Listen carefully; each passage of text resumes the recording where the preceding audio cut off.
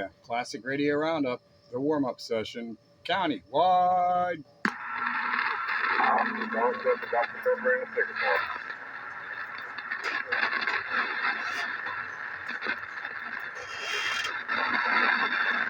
Static filled, skip land filled, classic radio roundup.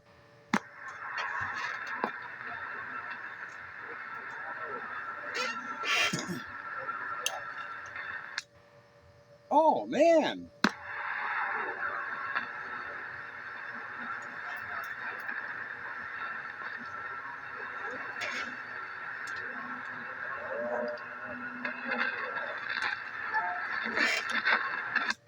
Classic radio roundup. Warm them up if you got them. County-wide.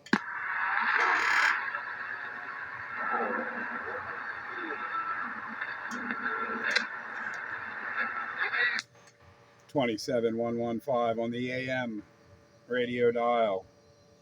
Classic radio roundup, the warm-up session.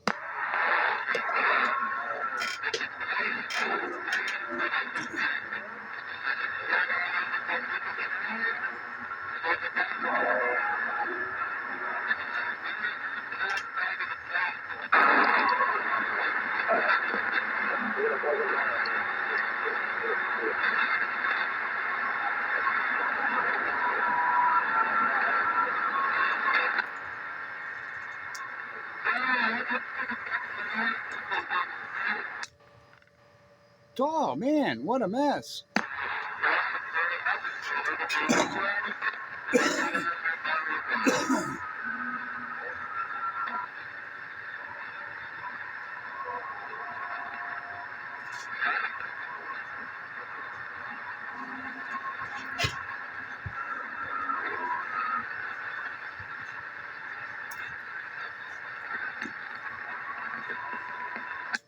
County-wide, county-wide, county-wide.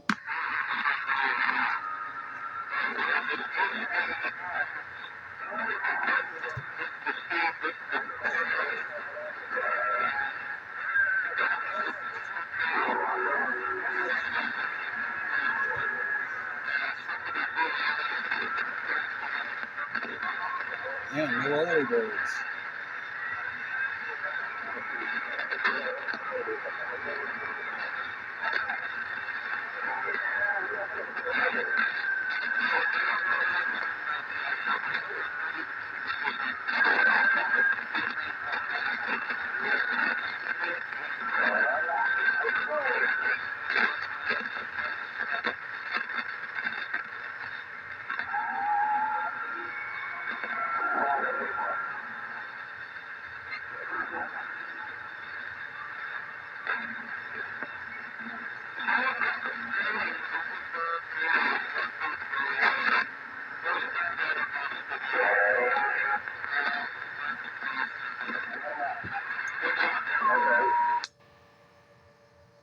No doubt about it. Classic radio roundup, the warm-up session, county-wide.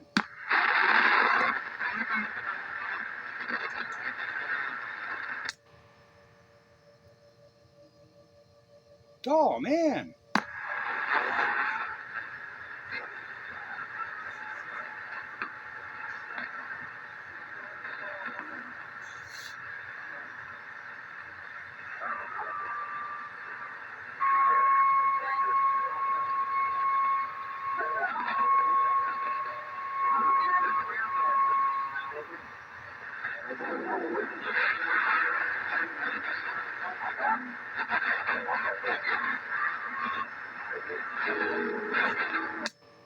Holy bleed over, Batman.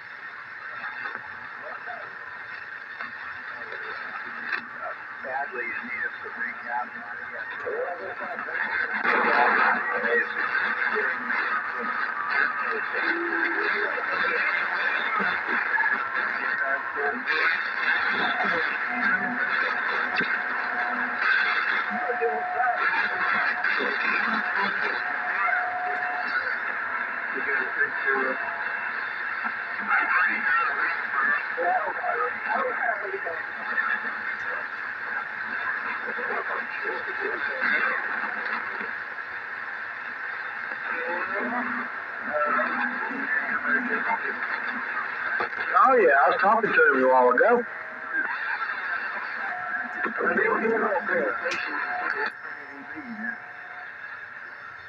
I kind of doubt that.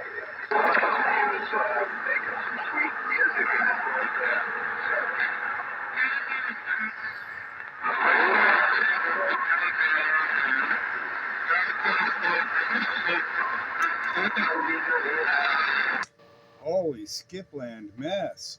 Countywide. Classic Radio Roundup, the warm-up. I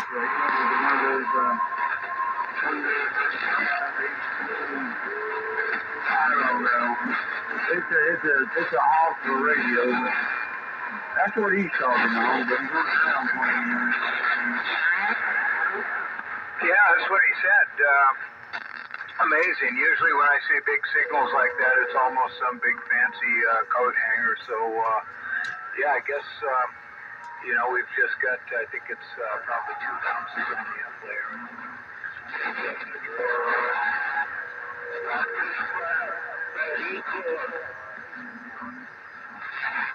Yeah, JWB looking like we're on the phone while we're doing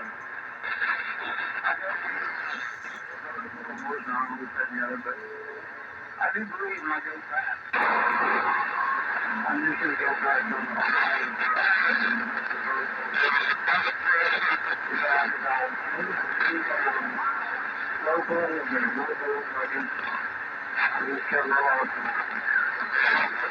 well, that'll definitely be best for the DX. As far as locals, I don't think you're going to lose any that's important to you.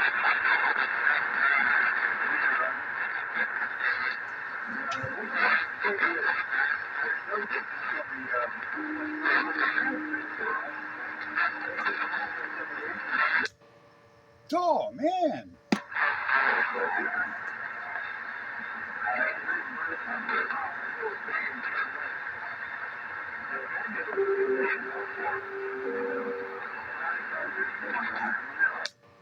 Somebody got to come in and clean up my radio receiver. There's a whole lot of noise. Countywide Radio on the Classic Radio Roundup. Yeah, that's right. Oh, there's somebody. Finally, clean up my radio receiver. Well, yeah, I'll get the Windex. Yeah, Windex and antenna wax.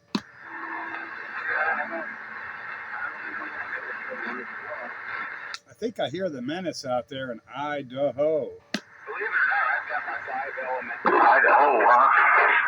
Yeah. Yeah. Is my audio level good? Yeah, it's real good. 6 foot. All right. You know, musical microphones and radios, you got to wonder sometimes.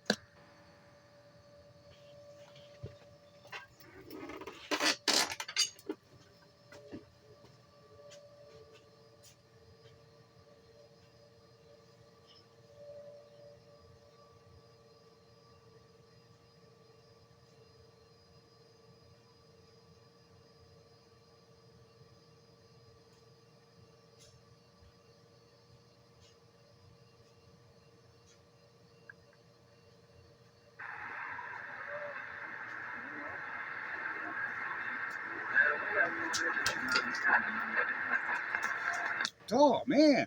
I'm back. You were gone? Yeah. Did you pop a breaker? I did. Oh, man. How the hell did you do that? I'll tell you. Oh, that's right. You probably got a heater on downstairs. That's why. Heater on, too much power. feet. That's funny. It's hot today. I'm hoping the air conditioning kicks on soon. Well, my air conditioning's on for the rest of the house, but I need the heater in the radio room. Otherwise, I'm going to freeze to death. That's funny. Dude, it's like 58 degrees down here. Oh, man. I have a shirt on and the heater on, tube radios on, and I'm freezing. Yeah, you're definitely living in backwards world. Oh yeah, I could sit down here in my coochie shorts in the wintertime. Summertime, I freeze to death. It is completely backwards world, but that's my life. In California. Yeah, well, it happens that way, I guess. Yeah, I'm talking to So anyway, here I am. up there by Big Bear Lake. Operator left. Yeah, I'm reading the mail here, Charlie. Turn the power down and turn the heater down. Turn the heater down and the power up. Well, I got to strike that balance. That's right. I should have enough power. I don't know who it was. Somebody said something.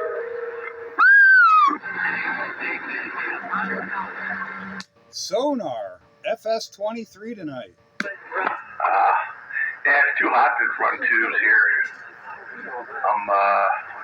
My room temperature is just under 80 degrees. Well, it's too cold down here to run solid state. What's your 20?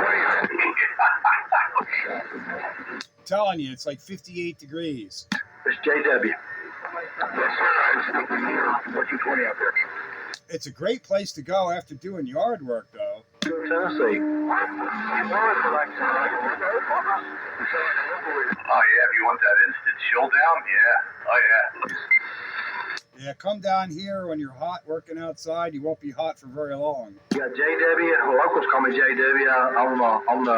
When I get out there, I go by 2112. Yeah, that's what it is in my basement. If I go down to the basement, it's like 62, 63 degrees. And it feels cooler, but it's also way more humid, though. So it's like cooler, but it doesn't seem to help evaporate the sweat from your body. 6 Barracuda. Well, we got a dehumidifier running down here all the time, so it's not humid at all. Not bad. And right now the hot water heater's running, and that's a heat pump on my hot water heater. So that the byproduct of that is it's a dehumidifier too. Yeah, dehumidification across the nation. I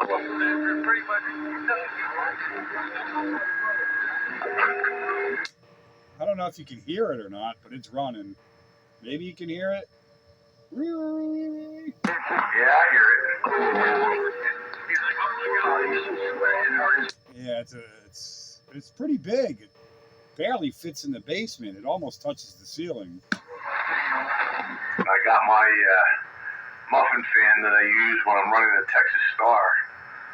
But instead of cooling it, it's cooling me. Pointing at me tonight. Yeah, well, I literally have a oil-filled radiator heater going down here. Yeah, thankfully I don't think I need that anymore up the mountains.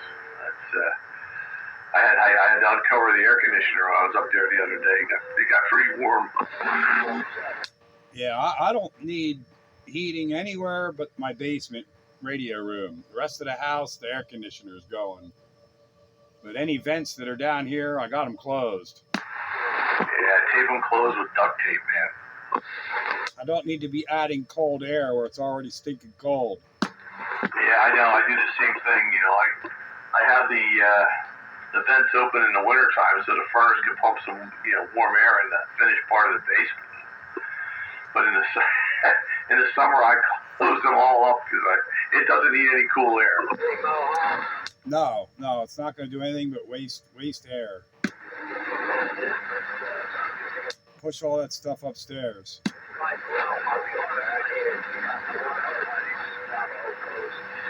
So far, it's just you and I. There's nobody even on the warm-up session or anything. Bunch of different skip land. It seems like a a mix of F layer and E layer going on from the distances I've been hearing. I'm in here too. Hiya, Wayne. Hi, Pete. Hi, Dave. There's Wayne. Yeah, I'm making an adult beverage, but I'll be back in just 30 seconds. Awesome. Right on.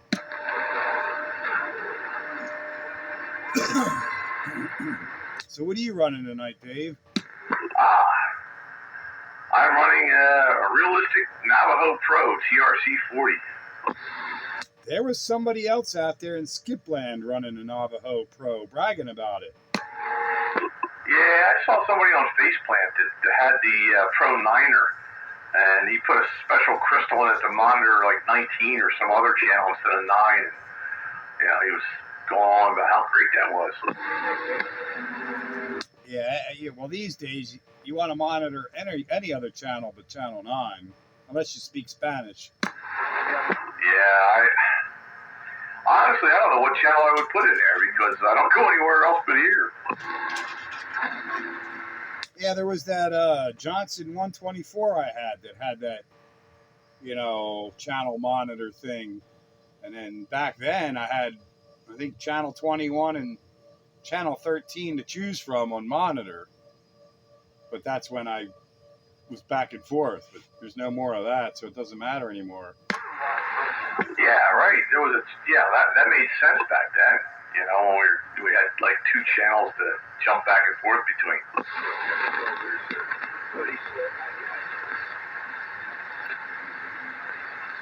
Yeah, there's no other channels I listen to anymore. No, nothing at all, really. You know. Other bands, but then I can listen with that other radio. Yeah, exactly. So, yeah.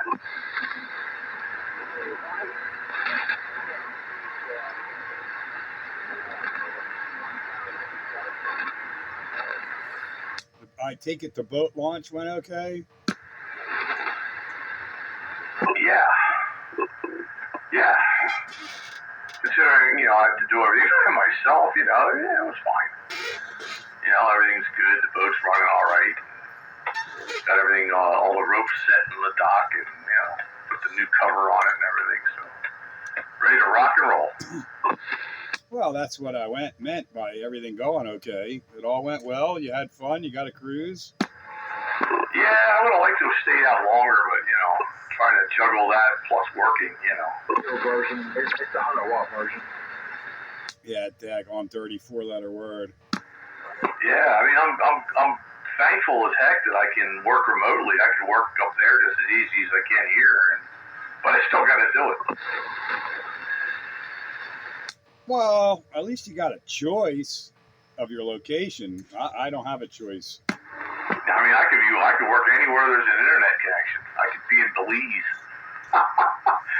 or the Bahamas, or the Jersey Shore, or wherever. It don't matter to me. Yeah, I can't do that. They can't outsource or remote source my job. This is the best job I've ever had, man. It's just, the flexibility is wonderful. Well, the best I got is 3-day weekends. That doesn't suck. No, I got to put in 12-hour days to get there, but it does pay off having the 3 days. I like it. And it's actually kind of cool that it's a little offset. And, you can have a Monday and a Tuesday off when, you want to get stuff done and stores are open and, you can just get it done. And there's not a lot of other distracting things going on. Well, it's a lot easier for making doctors and dentist appointments and haircuts and other things you want to do. But in other respects, Mondays kind of suck because a lot of things are closed. Restaurants, certain stores, motorcycle shops, they're all closed on Monday. So there's Tuesday for that, but it does work out. It doesn't suck. That's a heck of a sight better than the last job you had. Oh, where I had no days off for 6 months? Yeah, that sucks. Yeah, that started to get old. I would have got old on the second day for me. Oof. The only saving grace, it was wintertime, and I didn't care. I didn't do anything in the wintertime but hibernate anyway. So I had weekends in the summer. But boy, every time Easter came rolling around, I was certainly looking forward to it. Yeah. We all got we all missed you there because you weren't making the classic radio roundups on Wednesday. Yeah, well, I was pretty daggone dog tired, getting up at 4 a.m. and it was just not working out for staying up late on Wednesdays. No, not at all. Although I woke up at 4 a.m. this morning, I just woke up. I couldn't fall back to sleep. So I turned the light on and I laid there for a little bit. Well, that was the mistake, turning the light on, because the dogs saw the light go on. They're like, oh, it's time for breakfast. Let's go. Get up. Yeah, I was going to say, you don't want to do that when there's a dog around. Once they realize you're awake, they pester you. Yeah, they suck too, because they get up, they pester me, they get their breakfast, and they go back to bed. Right. Yeah, they can just wink it out again. Oh, yeah, we've had our breakfast. Thank you very much. See you later. We're going back to bed. Yeah, that's what dogs do, man. Mine gets me up. Not so bad during the week here, because the wife gets up to go to work before I do, and she takes care of the dog. But up the mountains, if we take her up there, oh my God, it's 4:30 in the morning. She's up and wanting to go out or something. It's like, oh my God. Yeah, if I don't get up, they'll get up by the time it starts getting light out. They know it's getting light out. It's time to get up. We want our breakfast. That's one thing mine doesn't do is eat. I tried like 6 gazillion different kinds of dog food, and she doesn't want to eat. She just picks at it, and that's it. Oh, I bet she'd eat what my guys eat. The wife makes their food. She usually boils chicken with vegetables, green beans and cauliflower and broccoli and I don't know, all kinds of stuff. And she stirs it all up, and then she pulls off the broth, puts that in a mason jar, and then they get their kibble. They get regular dog food kibble, about a half a cup. You throw that in as a base. You throw the chicken in there, and then you top it off with the broth. Man, everybody eats their dinner. Yeah, I don't know. See, we've tried all kinds of gourmet dog foods and stuff that pretty much almost sounds just like what you were describing. Meat with carrots and other vegetables mixed in, and she sticks her nose up at it. And I finally said to the wife, "You know what? Go the opposite way. Let's go find a can of the cheapest swill they have out there. Maybe she'll eat that." And she didn't want to eat that either. And it's funny, she'll eat treats. Like give her a bacon strip or something. She'll gobble that right down, but don't want to eat dog food. Yeah, that's kind of strange, even the gourmet stuff. Yeah, mine were, well, not the husky, but the Sheltie. He'd get a little bit picky there for a while. But once she started making the food, he ain't picky. He's looking for more. There's Rooster. Hey, Dave, what kind of dog you have? It's a mutt. Part German Shepherd and part Wire Terrier. Oh, yeah, we got a border collie and terrier. And it's a fussy ear. Yeah, this one's a fussy ear. I think it may have a lot to do with how the dog was brought up. It was a rescue, and supposedly the people that had the dog were forced to give it up because they were just neglecting it. Left it chained outside all the time, and I had no idea what they were feeding it, and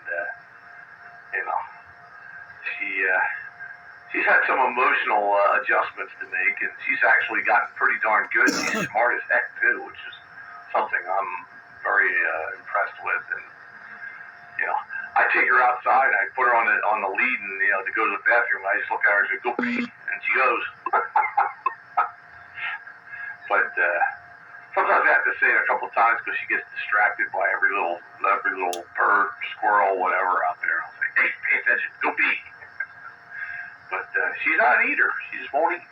Squirrel. Yeah, how old was the dog when you got it? She was a year old. And before they first started. It's the first one I've had in even a number of years. Yeah. Last dog I had died in 2004, I think. My dogs always liked beef and rice. They thought that was a real treat. Oh yeah, mine love beef and rice, chicken and rice. Oh yeah, they go crazy for rice. Oh yeah, rice, huh? Oh yeah, chicken and rice. Man, they'll scarf it right up. Hell with them, I'll eat the chicken and rice. I love that stuff. Yeah, this is our second dog. Rooster, countywide. Hey, how's everything going there? And was that Wayne in there? Yep, hi Rooster. Renegade. Can you turn your audio down just a little bit there, Rooster? You're rattling my radio. How's that there? It's still loud, but at least you're not rattling my radio now. Is that okay there? Yeah, you were getting hard to understand because my radio was rattling with your modulation. It was hard.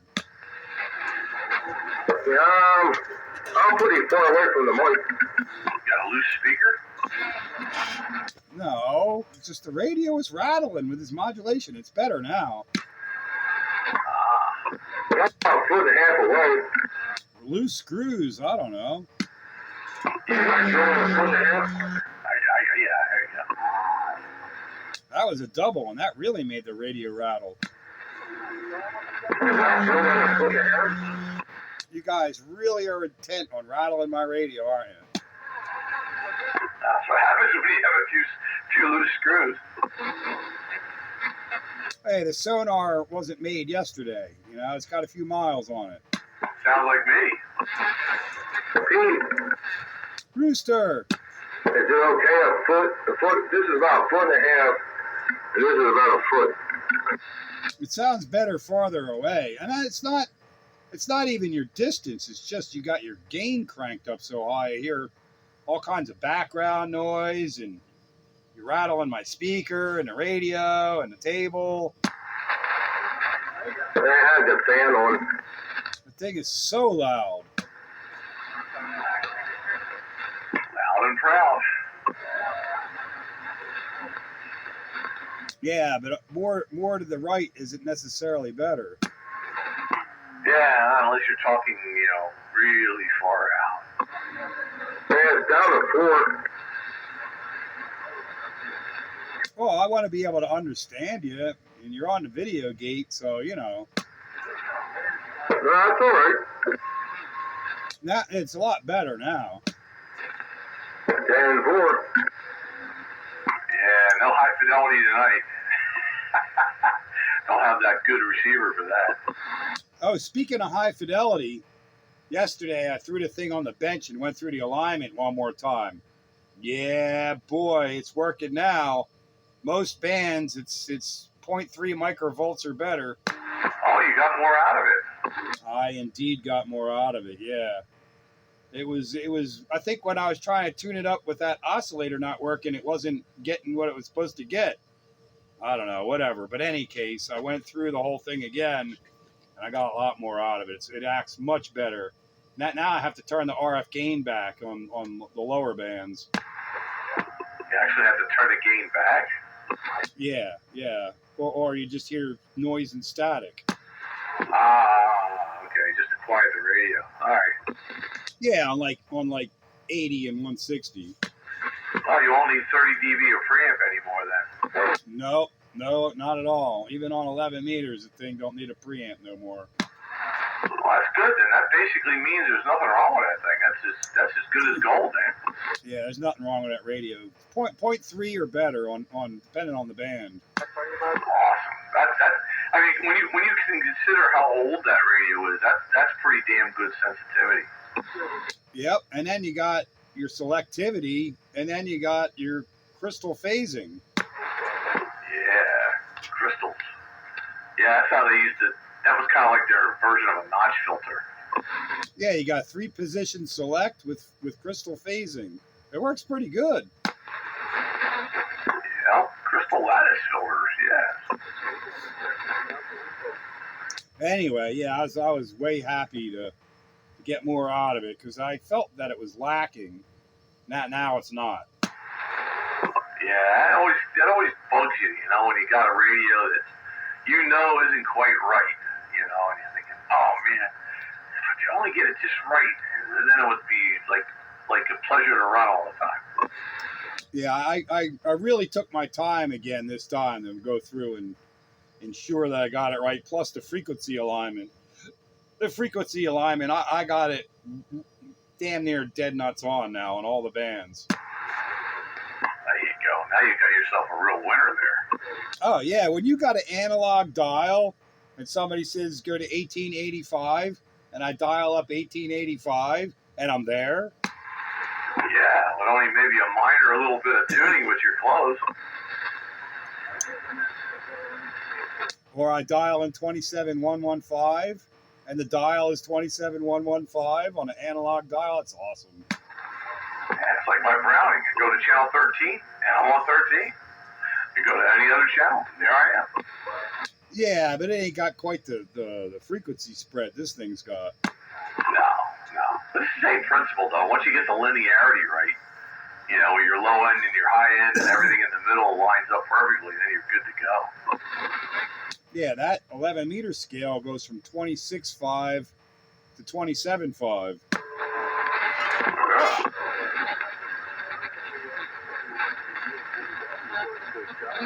Yeah, right. Anyway, I'm much happier with it. I was on tonight, but nobody else was. Oh, yeah? Yeah, last week we were on 160 and the absorption was so bad we could sort of tell each other we're there, but never got really any better. And then this week there was nobody there, but I know there's propagation because I'm hearing lightning crashes from all over the place. Yeah, we're supposed to get some lightning and thunder tonight and heavy winds, but it seems like, if I can believe the radar, that most of the stuff's going to pass to our north. Earlier I was hearing lightning crashes on this band about 7:45 or so. I'm still hearing them very slightly in the background when it's quiet. Yeah, I just heard one just there. But yeah, it was a lot worse earlier. It's relatively quiet tonight. I'm surprised. Well, it wasn't 40 minutes ago. It wasn't quiet. There was skip land all over the place. You talking about a bird? There still is skip land noise, but it's not strong. Yeah, half an hour was pretty loud. Hopefully it's fading out for the night. Oh, so it wasn't waking back at you. I guess you couldn't. Yeah, I don't mind that fading out, and then the good E-skip pops in, and you can hear Night Ranger and stuff like that. Yeah, I like it when it's really good conditions and the pipeline between him and us is nice and wide and it stays that way and doesn't fade much.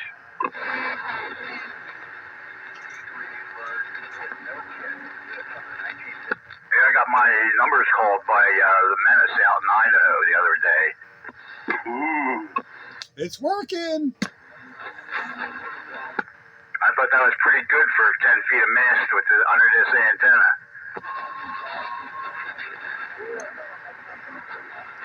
Well, it's warmer weather out there now. We got to get that antenna up another 10 feet.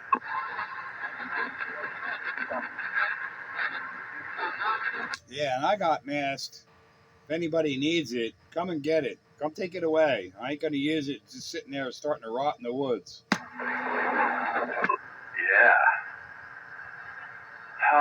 What kind of mast do you have? Do you have is it like the TV mast, or do you have a slightly wider diameter? I got 2 different sets. I got about 80 feet of Radio Shack type, TV mast. And then I got 50 feet push-up pole mast that starts out at like 2.5 inches and goes up to, I think, 1.5 inches or something like that. Yeah, because my problem is that my rotor won't clamp down hard on the Radio Shack style mast, and I took a piece of aluminum and bent it around it so it kind of worked as a little stuffing plate in there or something, and but it doesn't clamp down as hard on it as I would like it to do. I was looking at I've got other masts. I've got like galvanized pipe mast or whatever, but I only have like 10 foot of it, and it doesn't attach to the Radio Shack mast. Yeah, I got like 50 feet of push-up pole mast up in the back that I'm not going to do nothing with. That's what my IMAX was on, the up the hill antenna before it got up into the tree. So I'm not going to use that stuff no more. But I used that in Lansdale. I had my rotor on it, and that's what I had my my 6.2 and 220 beams on. Yeah, well, the old realistic rotor that I used to have years ago would clamp down on it okay, but this CDE Ham 2 won't, it wants to see a fatter mast. Yeah, I know exactly what you're talking about. On when I had the coal-phased IMAXs on the house, they were on my Radio Shack mast, and I was able to get my one rotor, a CDE rotor, clamped down on that, and I flipped brackets around or added brackets, or I did something funky, but I got it to clamp down that way. Naturally, it wouldn't. I know 10 foot makes a difference. Yeah, when I initially put the antenna up, so many years ago, I actually took aluminum tape that I guess you used for duct work, and I wrapped it around there and made it fat enough so the thing clamped down on it. Eventually, as the years wore on, it disintegrated, and so the rotor would tip back and forth in the wind, And I made a piece of aluminum and I kind of shoved it up in there. I just loosened the clamps on the rotor and climbed up on a ladder there and took a hammer and tapped it up in there and clamped it down again. And that made it a little bit more solid. But man, I'd like to get some fatter mast. Well, if you want my push-up pole, come and get it. But here's another one for you. You know that aluminum tape you got? They have stainless steel tape. And maybe that stainless steel tape will work for you. It's pretty stiff. I was trying to, there's the exhaust on the BSA. The pipe is supposed to fit right into the head, and that's the seal. There's no gasket or nothing. Well, over the years, the steel pipe going in the aluminum head makes the hole bigger, so it leaks. And I tried all kinds of different ways of filling that gap so it wouldn't leak. And I tried aluminum tape, and aluminum tape would work for a little while, but then it would burn away. Well, I found stainless steel tape, wrap that around the pipe and shove it in there, and yeah, boy. That seals it up, huh? Oh, yeah, it's been on there for a couple of years now. Awesome. But I bet that stainless steel tape would work real well for building up your mast for your clamp down of your rotor. Yeah, maybe. I'll have to see, because like I said, one of these days I want to pull the whole thing down because it needs a lot of work. But I have no idea when that's going to be. Well, if you want my push-up pole, come and get it. You got a truck. How tall is it when it collapsed? I think they're 10-foot sections. What is this like a telescopic mast, or is this one pole on top of another? Telescopic. The base is like 2.5 inches, and the top is like 1.5 inches. Oh, cool. Something like that. Don't quote me, but it's something like that. Yeah, because I don't need all 50 feet, so I don't have to take it up that far. That's right. It's galvanized, It's meant, for holding antennas. I think I got it at like, what was that place? Not R&R, but the Giselle ham radio place. What was that called? Giselle? Yeah, that woman that had a ham radio place down by R&R. They went out of business back in the 90s. It wasn't ham radio outlet, but it was the other place down there in Delaware. Well, I know it was Delaware Amateur Supply, but I think they got bought out by Ham Radio Outlet. No, there was another place. I thought you would remember. Anyway, that's where I got it from. Well, the reason I don't remember is I was never there. It was all, I also remember Denver Radio out in Denver, PA. No, it wasn't Denver Radio. Do you remember, Wayne? I remember Giselle, but I had never been to her place. I thought she was off of Route 202 just before you went over the Delaware line. Yeah, it was down that way. Not too far from R&R. Like, you got to go further to get to HRO, but her place and R&R were reasonably close to each other. It's the only way I can describe it. Whether it was actually in Delaware or not, I don't remember, but it was down that way. Yeah, no, it wasn't in Delaware. It was on 202 right before you went into Delaware. Well, anyway, that's where I got the push-up pole mast from. Just can't remember what you called that shop. There was a name, and I don't remember. I don't remember the name either.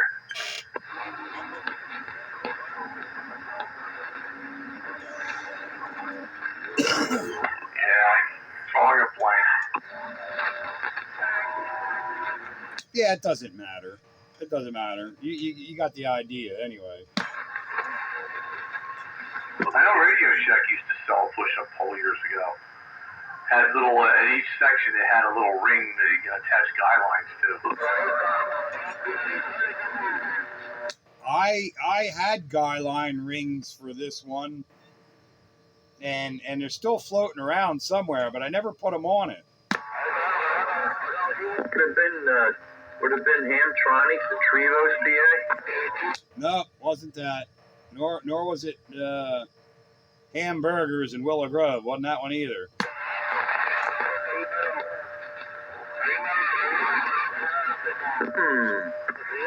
Is that old JR? Oh, JR. Good evening, y'all. Hello, Jim. How are you?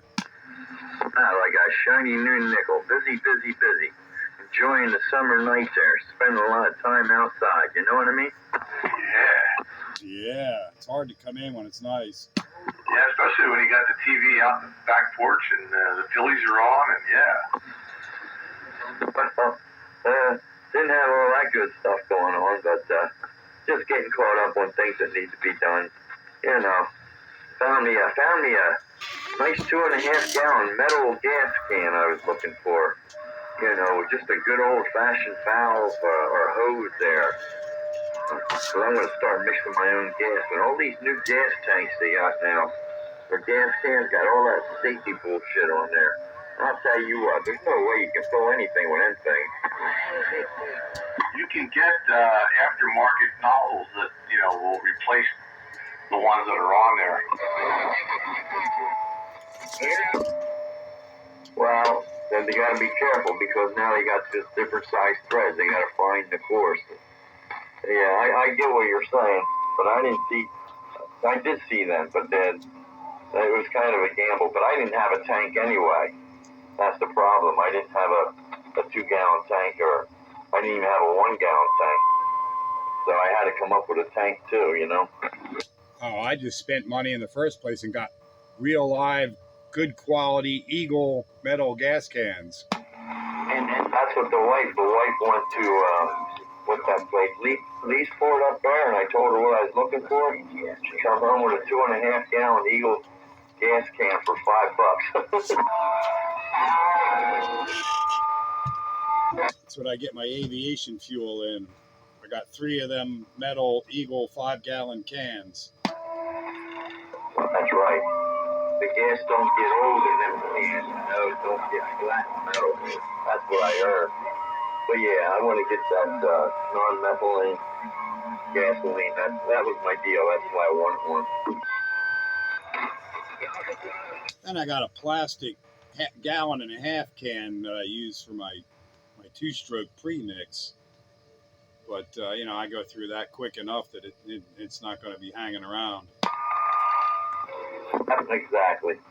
Man, I'll tell you what, that premix stuff there gets pretty doggone expensive. I got to tell you what. That's just $23 a can, and it's not even a full gallon. No, I don't buy premix. I use my aviation fuel and add the two-stroke oil to it. Make my own premix.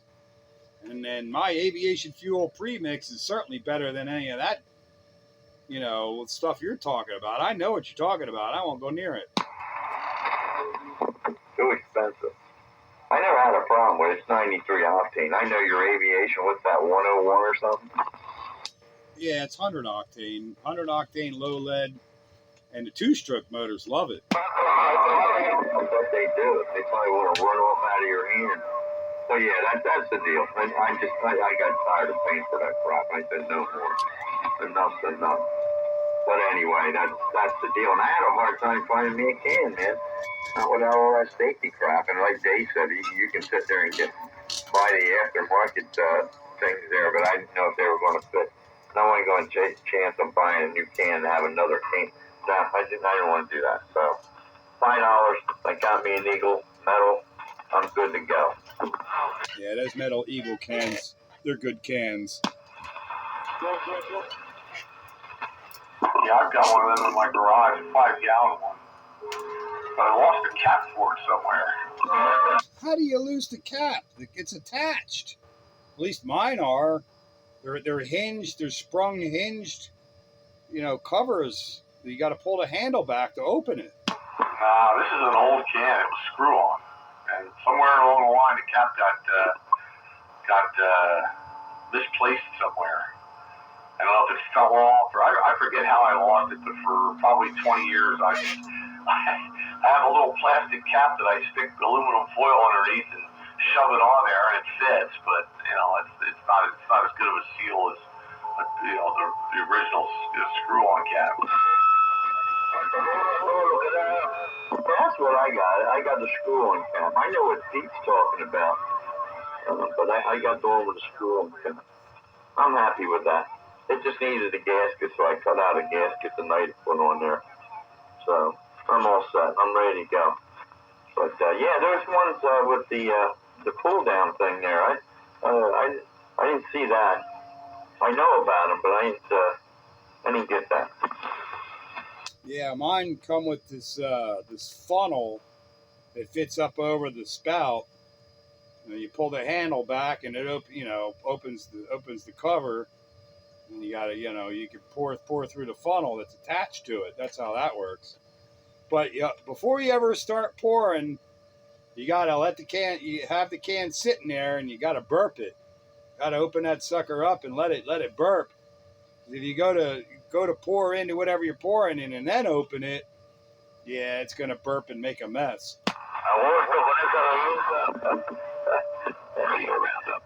It's gonna burp, huh? Yeah, I get it. Loosen the cap and leave it sit a little bit. I got you. This one has a rubber nozzle on it. What is on this one with a plug on the end? Yeah, those cans seal so good. You got to burp them if they've been sitting. You got to burp it before you go pouring. Good to know. I'll keep it in mind. Don't be like me making no messes with cap. Radio roundup, breaker. Oh, we got a breaker for the classic radio roundup. Go, break. Hey, how you doing, guys? 328 Spring Mount, just with the wave. Hello, 328 Spring Mount, Spitfire, 441, somewhere around Sanatoga. Yeah, how's my voice on this? Is it any louder? You sound pretty good to me. Yeah, last week I had a little volume problem there. Okay, thank you. I think he's got better audio than he did last week. He sounds a lot better. There you go. Better audio this week. Yeah, I would concur. I would also agree with that. I know the same audio as you would. Por la bella frase trailerística que quedó con letras de oro. Vamos siempre por ahí. I don't even hear him. Well, 328, you're doing good. You got a couple of stations out there that both agree. I don't know if you hear them or not, but they both said you're sounding much better than last week, and I agree. Yeah, I got to work on the receive a little bit. It's a progress. That's all part of the fun, is making the improvements. Roger that. I love the hell out of it. All right, guys. Thanks, man. Appreciate it. Have a good night. Hey, you're welcome to stick around. We're in here for another hour and 20 minutes at least on the Classic Radio Roundup. 27115 on the AM radio dial.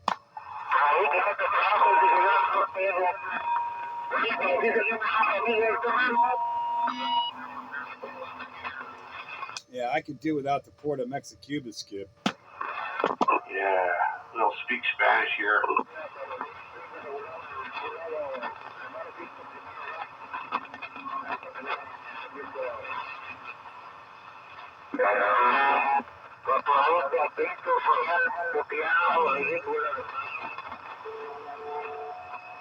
Te preguntaba que si seguimos siendo amigos.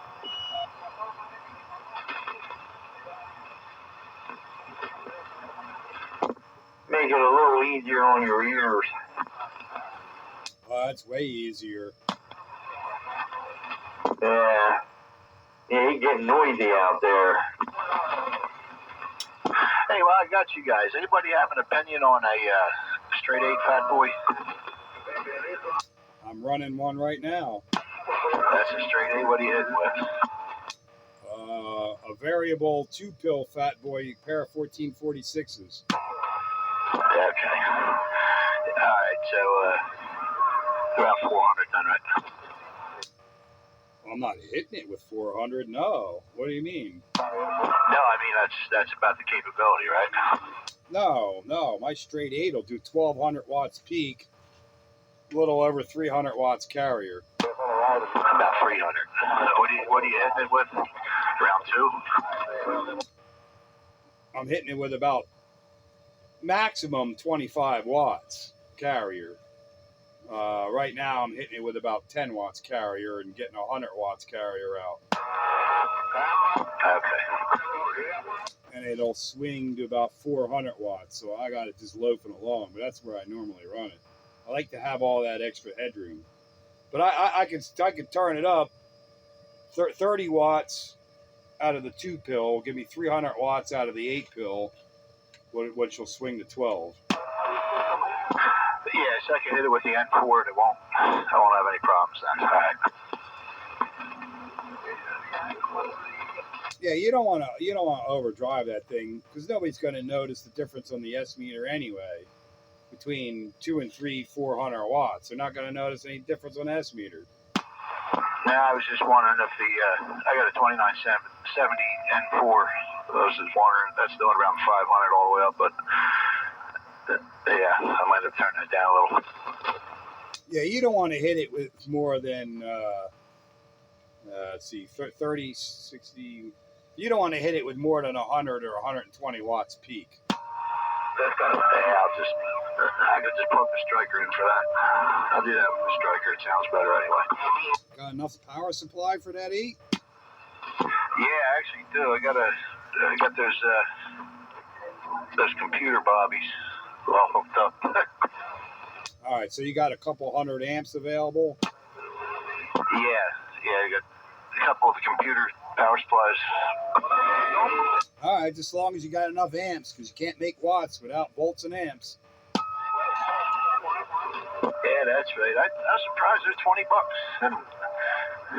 And just rewire them a little bit and you're good to go. Yeah, I know. It's pretty slick. I've seen some of those arrangements, and if I had to do it all over again now, if I didn't have anything, I'd go that route. But that wasn't available back when I put all this together. So I got a couple of Astron RS70Ms in parallel. Yeah, I remember all the lease to build alternators in the truck and all that shit. 1490 and all them guys, man. Old Dave ruined my checkbook back then. Oh yeah, 1490. I remember 1490. Wayne over here, Renegade. He used to run his bike crew. Yeah, that's right. That's right. I got my 5 that splitter ended up with somewhere missing. Well, it sounds like you're on the road then. You know what you're doing. You got the right stuff. So I expect more out of your future.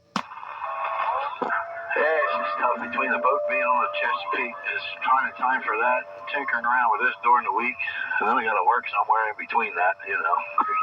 Yeah, I know. It sucks when work's getting in the way of playing.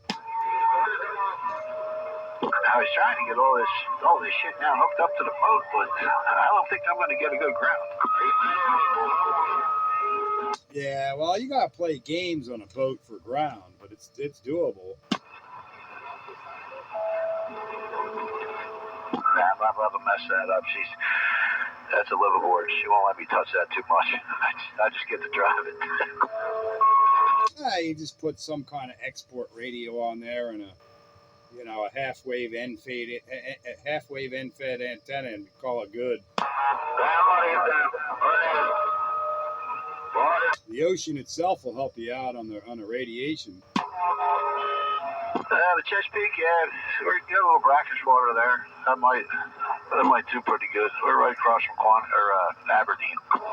Oh yeah, no, any water, salt water, fresh water, it all works. There was a guy here. He had. It was too funny. He was out on the Schuylkill River on a canoe, and he put clamped a 102-inch whip to his canoe, and he was on the CB radio. We all heard him. Oh, it was a riot. Green dog. Yeah, that made me laugh, man. That's the kind of shit I like. I mean, he's down in the river valley, right? And he was doing way better than he should have. And it worked, man. We were all laughing. God bless the 102.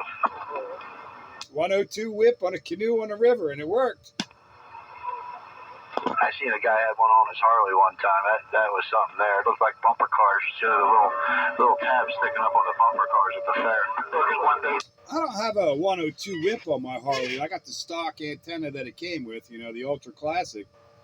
And a while back, I ran a 2-pill in there, and that I was shooting skip with that setup. Good old days. They're going to clean this mess up before I get yelled at. Thanks, guys. Appreciate it. All right. Well, good to have you on the Classic Radio Roundup. Love to hear you more often. Don't forget, Sunday nights, we're on sideband. Same channel, same time. I'll call you when I pick up that fat boy. 10-4, Roger, right on. Yeah, it's pretty good amp. It's pretty robust.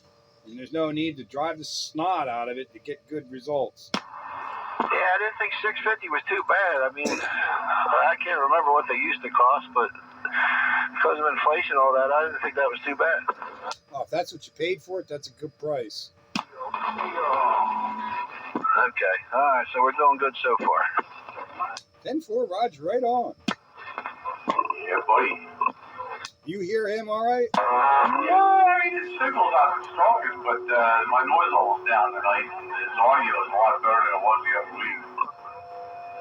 Yeah, he's picking up a Fat Boy 8-pill like mine. Oh, he ought to pick himself up a nice big 5/8 wave antenna or something. Yeah, antenna's the best part of the system. Yeah, I think he's doing this in stages, but yeah, I'd go antenna first myself, but yeah. What radio are you running tonight, Petey?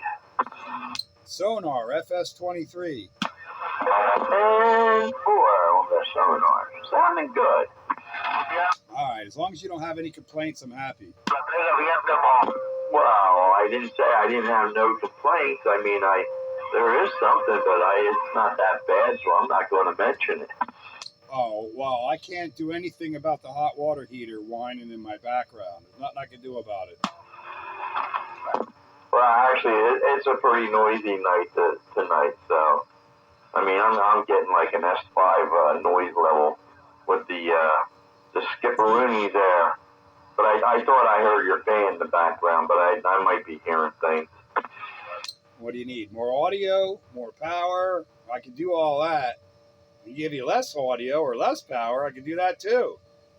But as far as that whine in my background, until the hot water heater is satisfied, there's nothing I can do about it. All right, we'll let you slide. But that's what I hear. Then it's good, but it's not bad. You know what I mean? It's just slightly in there. I just figured I'd let you know. And again, there ain't a daggone thing I could do about it. I got kicked out of the good part of the basement, and I got kicked into the utility room. Oh no! How the hell did that happen? Yeah, I kind of question that myself once in a while. It's all good. There's an upside to it. I can play radio down here, and I don't disturb nobody else in the house.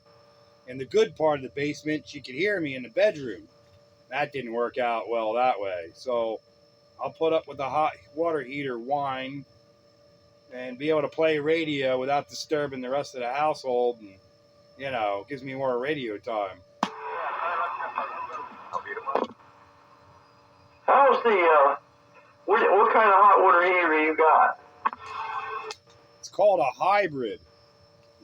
It's a regular hot water heater with, you know, electric heating elements. It's got a heat pump up on top. And that's what you're hearing running is the heat pump. And the heat pump between two people in the house, that's all that ever heats the hot water. The electric elements never come on. And it draws like almost no current. And the byproduct of the heat pump on top to heat the hot water is it works as a dehumidifier in the basement. The best of two worlds. All right. Good deal. That's a pretty nifty heater there, I'd say. Yeah, it's called a hybrid hot water heater. The thing saves big money. It's like, I don't know, I think the tag on it says $25 or something like that a year. We literally noticed like a $25 a month drop in our electric bill when we put the thing in. Wow, that's impressive. Where'd it run you? Maybe 10 years ago, I think. Maybe a little more than 10 years ago. It was, I want to say, $1,200, something like that. Oh, okay. All right, good deal. How about that? You're getting a good lifetime out of that, I suppose. I guess that's, I don't know what they say they do. They got different ones out there. I got one that's called an armadillo. I don't know where it came from, but it's the one that came with the house when he built it, and that was 1977. And it's still going. Well, I expect this one to continue to go for a while. I mean, in my mind, it's still new. But it's A.O. Smith. A.O. Smith is the maker. Hybrid hot water heater. It's got a heat pump sitting on top. I'm on my third water heater. Yeah, I don't know. This guy, he told me about it. He said that's something else. He said that has a descaler in it, I guess, or something like that to take the calcium out from the hard water and all that crap. And I never did nothing to it. I never had to replace elements or anything. And neither did he. He said it just keeps on going. So go figure. I blow mine down at the tank drain. I blow it down like once a year or so, but that's all I've ever done. Haven't even done that. Yeah, I've got Bradford White, which is supposed to be a good water heater, but I'm on my third one now in 25 years. That's pathetic. This is my second hot water heater. We had the one that was here when we got the house, and it's 10 to 15, probably 15 years we've had this thing, and it works great. It's very economical. Mine works great too, until one day I look and there's water dripping out of it. I hate them kind of mornings.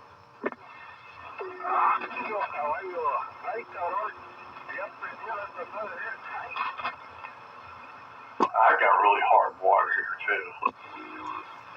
I got well water. It's probably not as hard as your water. No, it's not. We had this discussion the other week. I got well water here too. And it's not real hard. I you know, there's a little bit to it, but not much though. I mean, really not much at all. I guess I'm lucky in that aspect. I just looked up A.O. Smith hybrid heaters, and I see prices ranging from $1,400 to $2,400, depending on the size. Yeah, that's the range I was kind of figuring it probably would be. I don't know. I think ours is like an 80-gallon tank. Something like that, I believe. Yeah, 80-gallon tank. Maybe bigger. I'd have to look at it, to be honest with you. It's either 80 or 100. I thought mine was 66, but now you got me wondering. We gotta look at this thing. Mine's only a 40 or 50, I think.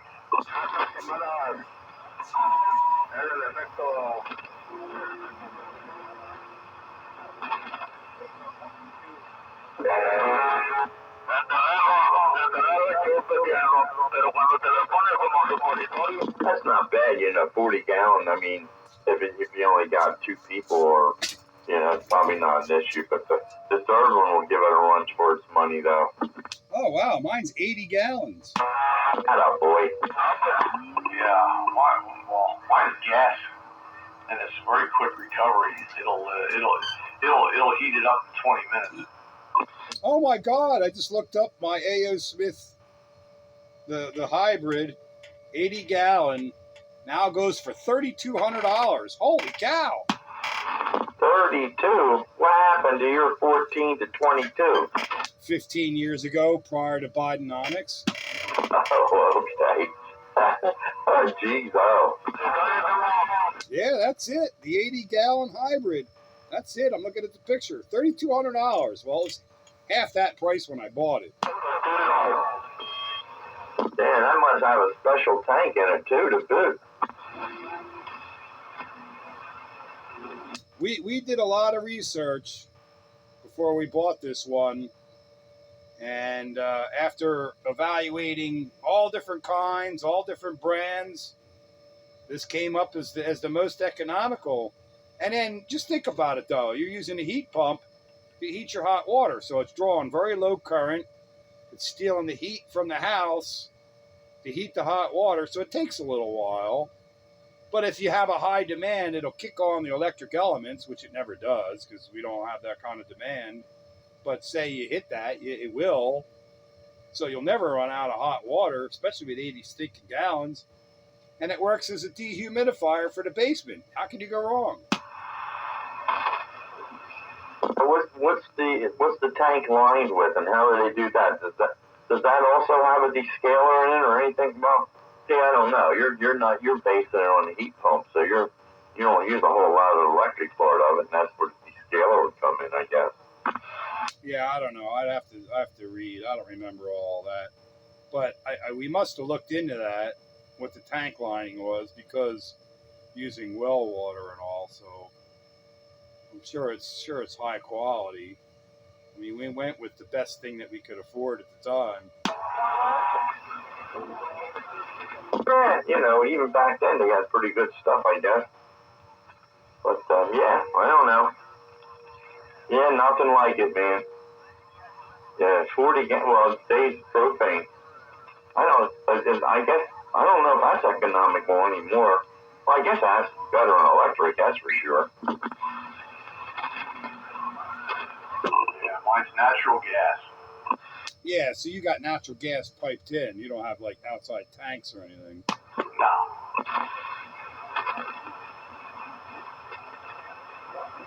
I'm happy with my hybrid. I'm completely satisfied with the way it works and everything about it. No complaints. I'll have to call you Captain Prius.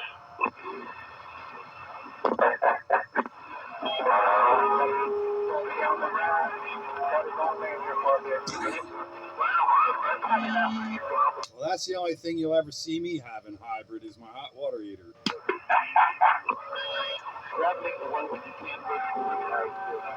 Some stinking Prius pulled out in front of me this morning on the highway. He's in the right lane. You know, I always leave a good gap from the car in front of me because I never know what they're going to do. I'm in the left lane. He pulls out from the, I'm doing like 65 at least. He pulls out at probably doing 50 in the right lane, right in front of me, and doesn't hit the gas. I'm like, you jerk. Give him the high beams. Damn Prius.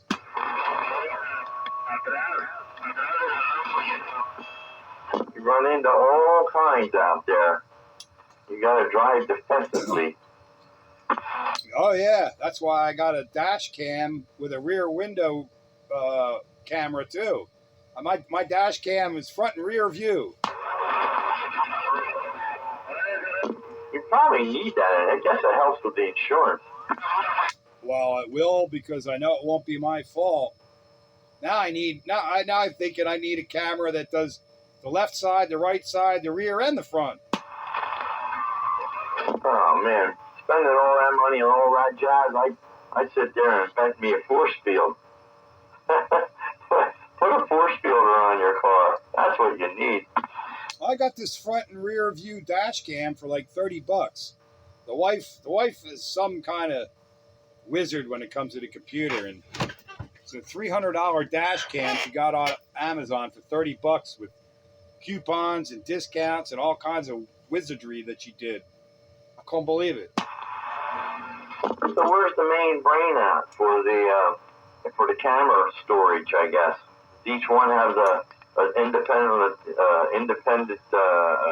what do you call it, thumb drive in it or something? Use an SD card. It's just the one camera, mounts up on a dash with an SD card in it, and then there's a wire that plugs in. You got to run the wire through the car to the rear window, and the rear window cam is just this tiny little cube. Just stick it to the glass. Cameras everywhere. You never know who's watching you. Yeah.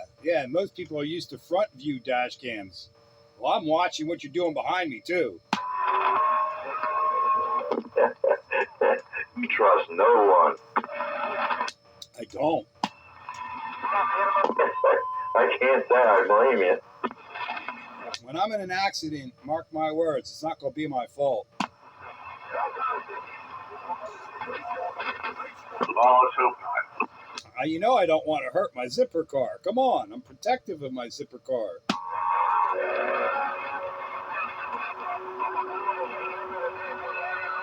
Yeah, but strange conditions come up out of nowhere that you're not anticipating, and Yeah, but I got enough experience of driving to deal with it.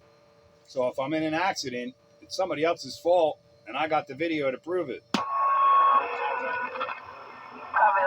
It will be the battle of the cameras. They have cameras too. So, I don't know. I guess I'll have to view all the video. Video at 11.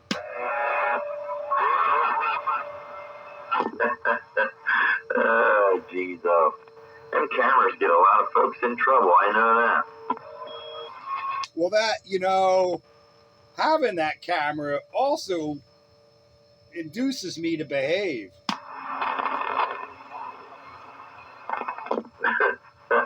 Just go home and erase it. next thing you know, they'll be mandating those. Everybody must have one.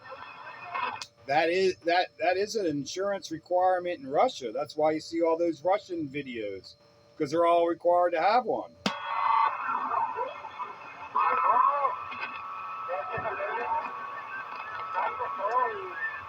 I think Americans would scream about it, but then again, I don't know.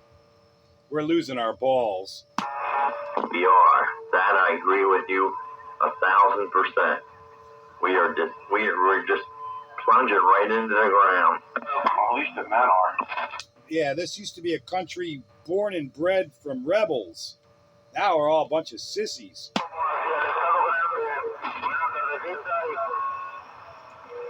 Now we used to complain about high taxes.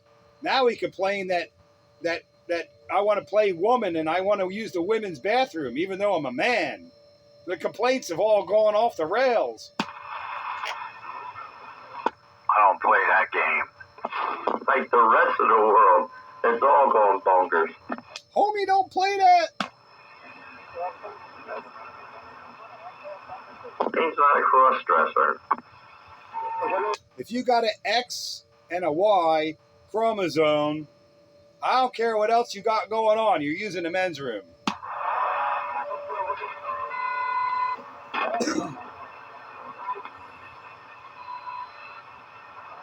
Down in California, it don't matter what you are. You all use the same bathroom.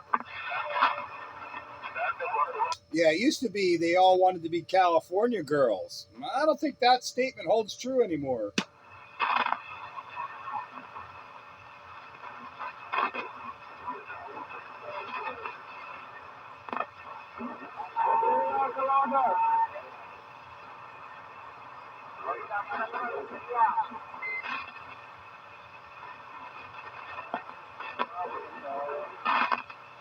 Strange side of the country that place is, I tell you. The left coast. Yeah, it's pretty apropos that it is the left coast because they're all left.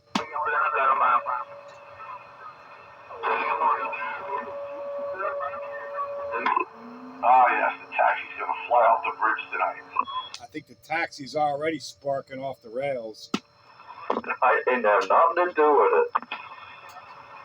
No, not at all. How did we go from hot water heaters to the taxi heading over the cliff? You know what? I don't rightly know. Oh, it started with you. See, you did that because you were mentioning about the price of your unit now, and then you mentioned Biden's name, so that just kind of left it start, you know. Yeah, well, over about 15 years, the damn thing has doubled in price.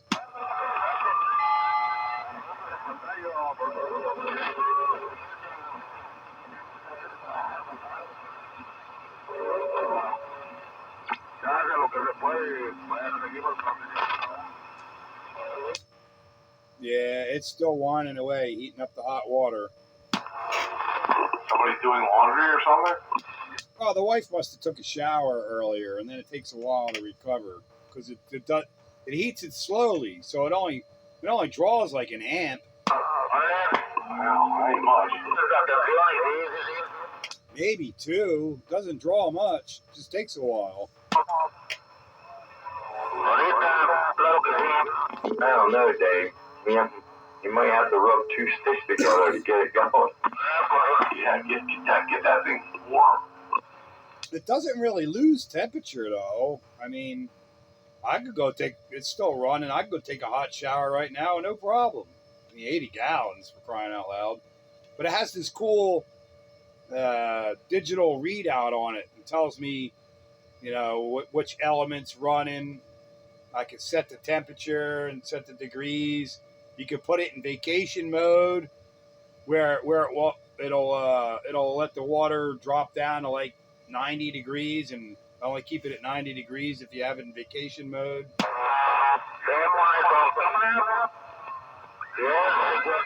Too many options. Yeah, I got a box I hooked up to mine or something similar to that, but you know, I on off. I set the hours on off, and it's well insulated, and you know it holds until it comes back on. Kind of hard to explain, but it works out well.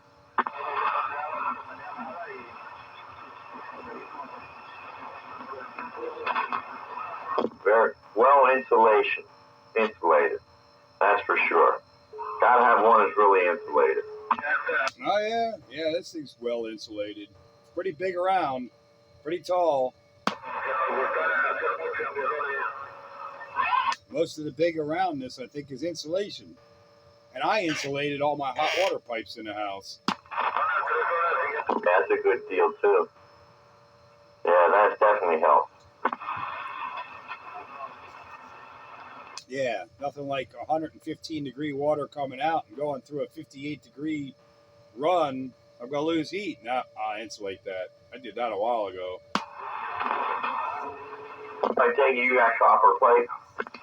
That's right. What'd you do? They have that like a foam type thing. It's split in half. You go and put that on. Is that what you use? The foam is for cold pipes. Fiberglass is for hot pipes. I got the split in half fiberglass and put it on there. Oh, I didn't think they. Well, you did that how many years ago too? Yeah, what's the difference though? I'm telling you, foam is used for cold, fiberglass for hot. I'm in the industry. I'm telling you.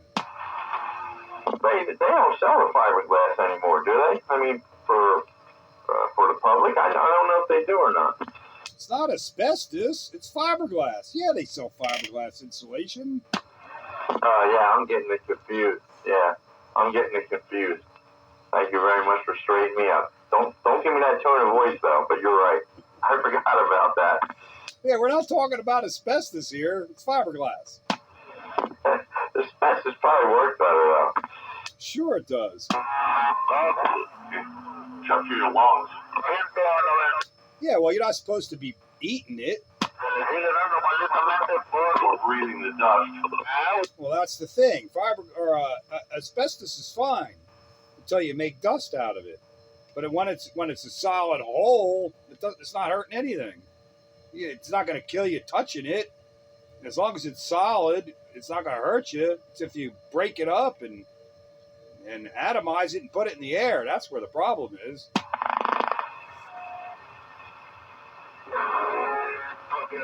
Well, I guess that happens a lot when they used to take it out of the buildings and all. That's when the problem started. Yeah, taking it out and busting it up. But if it's covered up with the wrap and insulating pipe, it ain't hurting anything.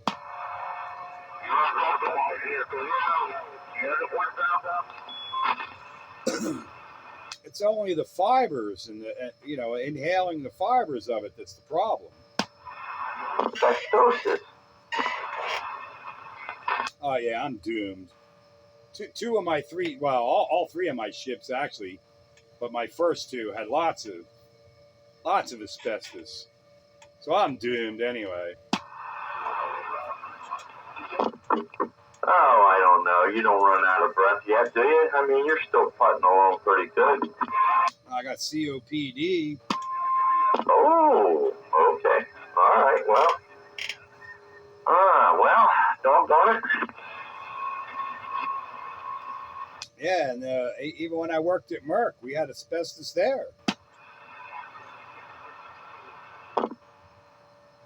Yeah, when did they start taking that stuff out of them places? They started doing a big push on it. I forget what year it was, but it was all over TV, this, that, and the other. They started getting rid of it in the late 80s. The big push came in the 90s.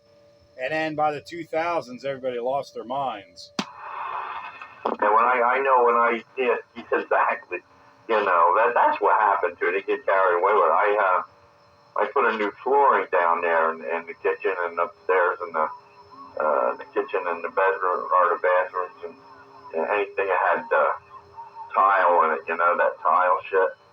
And of course that was asbestos back in the day. I mean, that's what that crap was made of.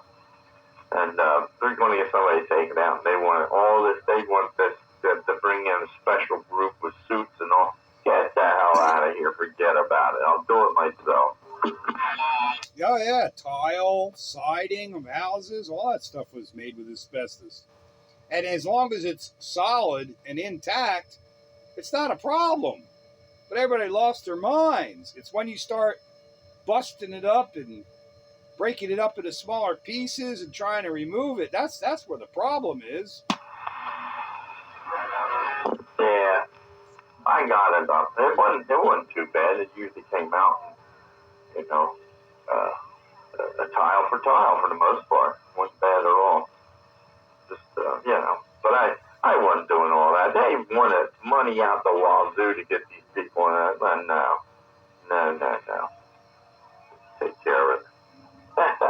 It just got goofy. Well, like everything else, you know, they wind up going out over the top. That's what it was. I don't know. It's just, so I wound up doing that project myself. 2 bathrooms and the kitchen. I'm good. Learn something new. Learn how to lay flooring. All you need to do is wear a mask while you're doing it. Yeah, I did. I had that. I had what I needed. It wasn't bad. It didn't take much time. Really didn't. No, and just try not to bust it up into small little pieces. Wear a mask. You'll be fine.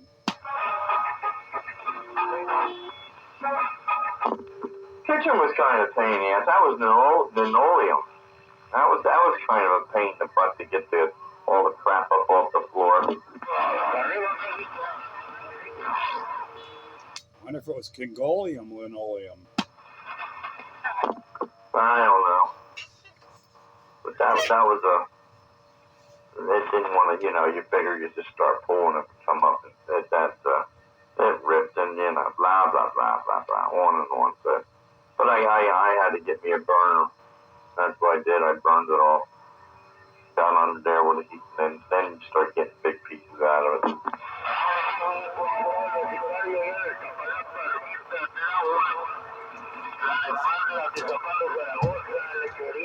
Oh, no comprende.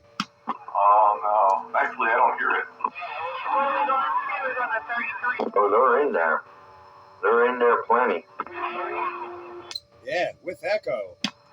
Oh, I'm glad I don't hear that nonsense. All right, I got to take a 10-100. Carry on a classic radio roundup. I'll be back. Un momento. There's some Spanish for you. County, what? Oil your chair when you come back. You know, every time I'm sitting down here squeaking away on a chair, I think of that, but I never do it. I think I tell you that probably every other week that you're in there. But anyway, it's kind of funny to hear. Do what you gotta do. Gives my radio room character. Among other things. Right. Hey, Joker, how you doing? Hey, how was your vacation, by the way?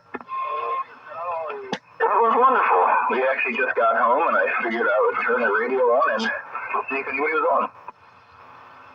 Good. I'm glad you had a good time. Say hi to Sandbagger. He's in there, too, and Pete just had to do a 100 thing there. He'll be back. But, yeah, good to have you on board. Yeah, it's good to be home, but kind of in a way, got a kind of miss vacation. But what's going on, Sandbagger? I guess Pete walked away, but figured I'd hop in, see what's going on. How long have you been gone? We left late Thursday night. Oh, okay. Not bad. Where'd you go? Ocean City, Maryland. Oh, nice. Real nice down there. We used to go down there for softball tournaments right about this time of year, too, just about. Yeah, it's crazy. I was watching the weather all week. We didn't really get much rain. We got it in the morning and stuff, and we didn't matter. But it was like 20 degrees cooler every day down there than it is up here. Well, that's because of the ocean. Yeah, we averaged like 50-something to 60, and I kept looking up here, it's like 79, 85. But it got cold that some nights. Yeah. You'd think it'd be warmer down there.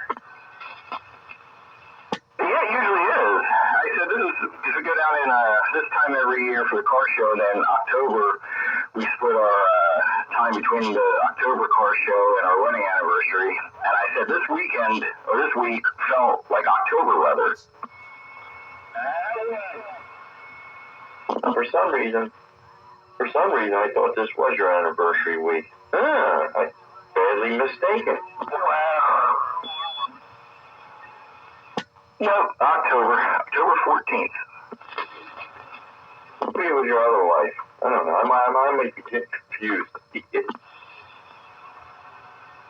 Yeah, probably the other wife. Oh no.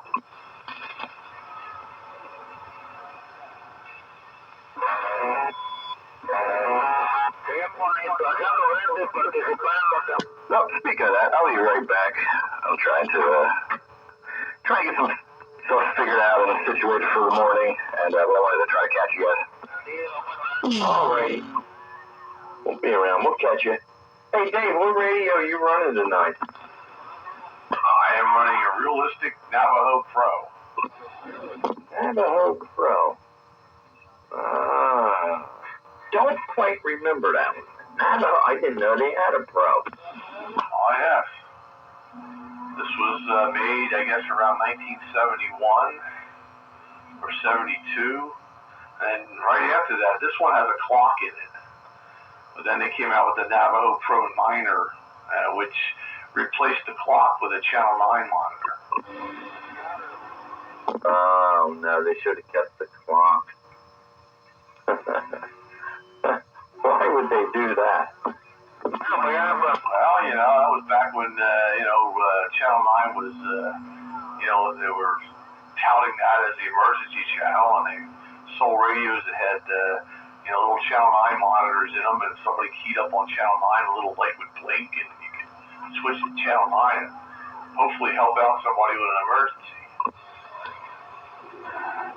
Yeah, I got a picture of one sitting here. That's something. Yeah, TRC 49. That's different. No, I never saw one of them things. Yeah, mine's the TRC 40. It preceded that one. Where the Channel 9 monitor is, there's a clock in mine. All right, I'll see if I can find it. Okay. I'll take a look at it. Even the other 49, I didn't see it. I'd never seen it before, I should say. Interesting. Yeah, this is... a friend of mine had one of these back in 1973, and it was like, I think it was probably the first actual CB radio I ever talked on, other than my walkie-talkies. How about that? Yeah, I got a video of one. They're showing it. It keeps on showing the squelch knob and all, but there we go. Yeah, now I see the clock. Yeah. Yeah, the old flapper clock. Geez, oh. That sounds good anyway. Looks pretty decent. Yeah, it's not a flapper clock. It's just a rotary clock. Oh, okay. Well, it's kind of hard to tell. Well, actually, yeah, it's kind of hard to tell in the video here at the moment. And it even got the thing on for seconds. It's going around, too. Well, I should have caught that. Yeah, unfortunately, my clock doesn't work. I got one of these days I'll take it apart and see if I can't get the motor to free up or something. Those little clock motors, they go bad after a while. Yeah, it's a bummer. That's not a regular clock movement, is it? Like a little a can type thing, can motor. Yeah, that's pretty much what it is. It's a little can motor with a little gear sticking out of it. Keep my eye on. Once in a while, Dave, I've seen them clock motors like at those outlets there. I think that the one guy moved from Gilbertsville. He's over Montgomeryville. And I seen clock motors and such over there. I'll keep my eye open. I mean, they weren't that much, so it's not a big deal. But I like the little advertisement they do by the channel selector, FET and IC. That's interesting. Oh, yeah, it was a big deal back then, Oh, listen, it's got integrated circuits in it. I'm thinking to myself, God, if they ever blow, I'll never be able to fix it because they don't make them anymore. Not this kind.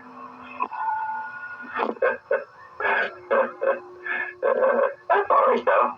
And what kind of shape is yours? It's not bad. The speaker grill used to be like a bronzish color, but it was all blotched and all. And I tried to clean it, and it took the bronze off, and now it's kind of silver.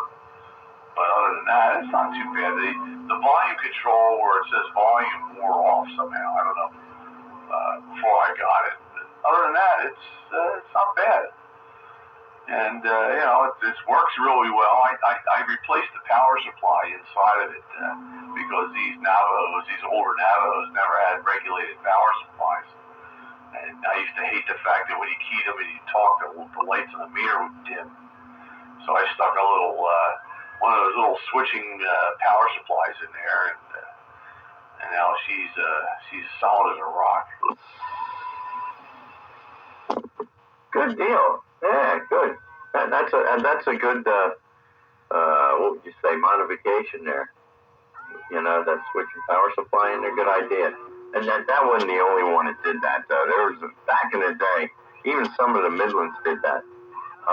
But this one I'm watching on this video, you were talking about the volume is missing, the lettering. Well, this one's missing too. I wonder if this happened to be yours. Oh, that's interesting. Yeah. I can't even tell where it used to be. Unless for some reason it didn't have volume there. I remember looking at a picture of one, and I thought I saw it.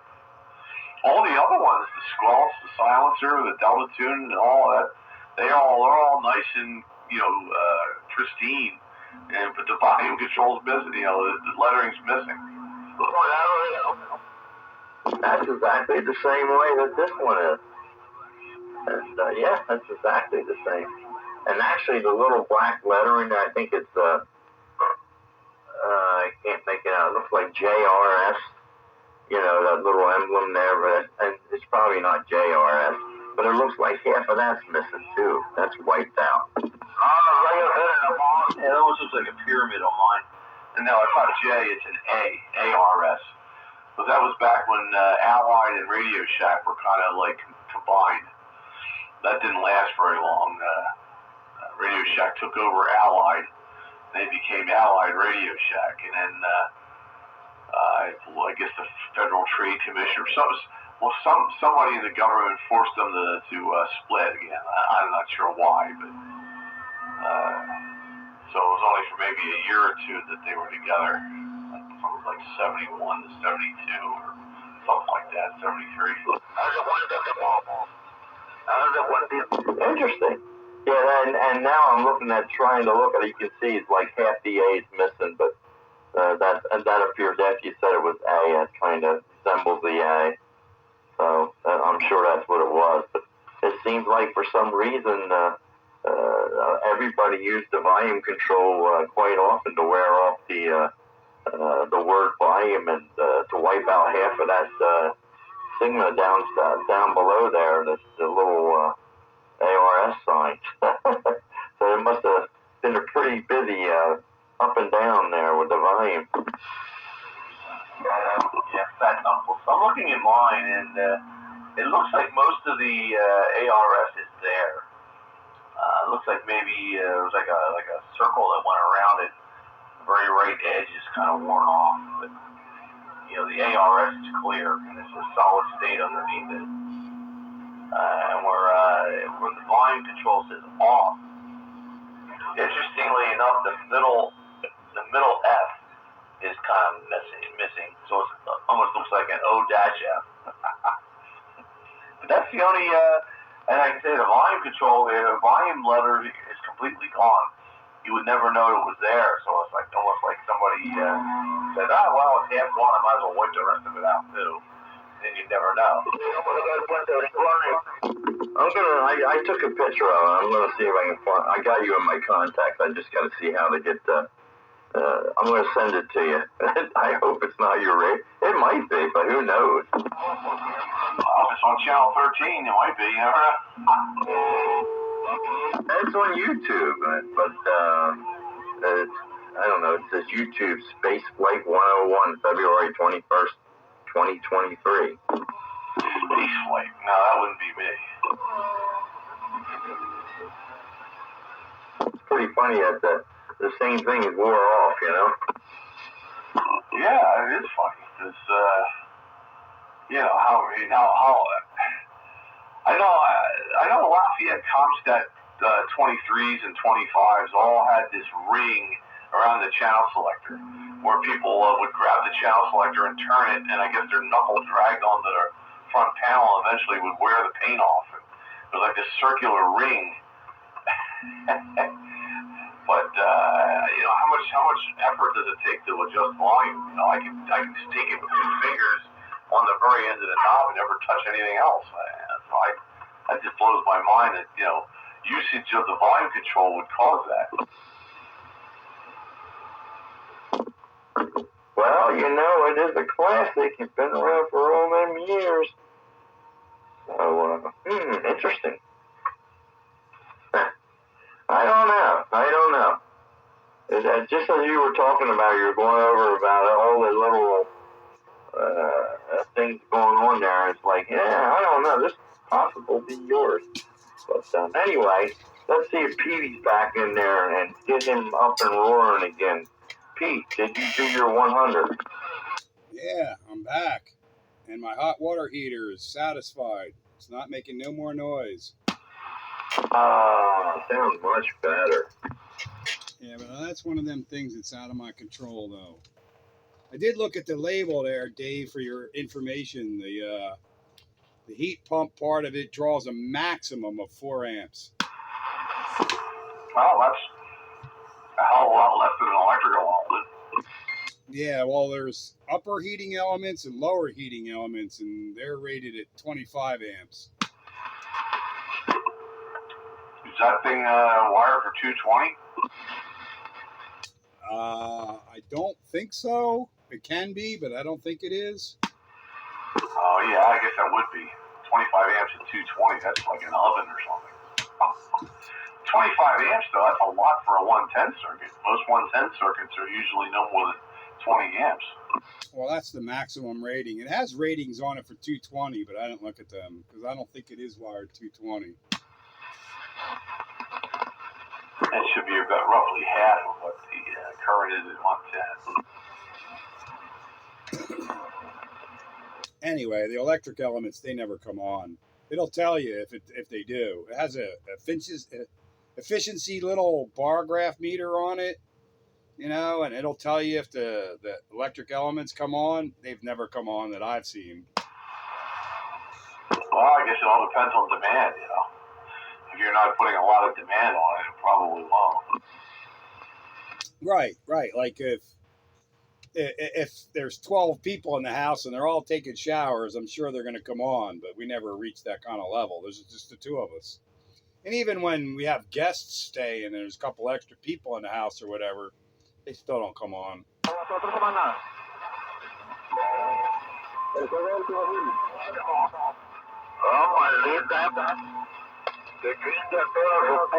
80 gallons of hot water is a lot of hot water. Yeah, if it can stay hot, man, that's it'll take you a long time to go through that.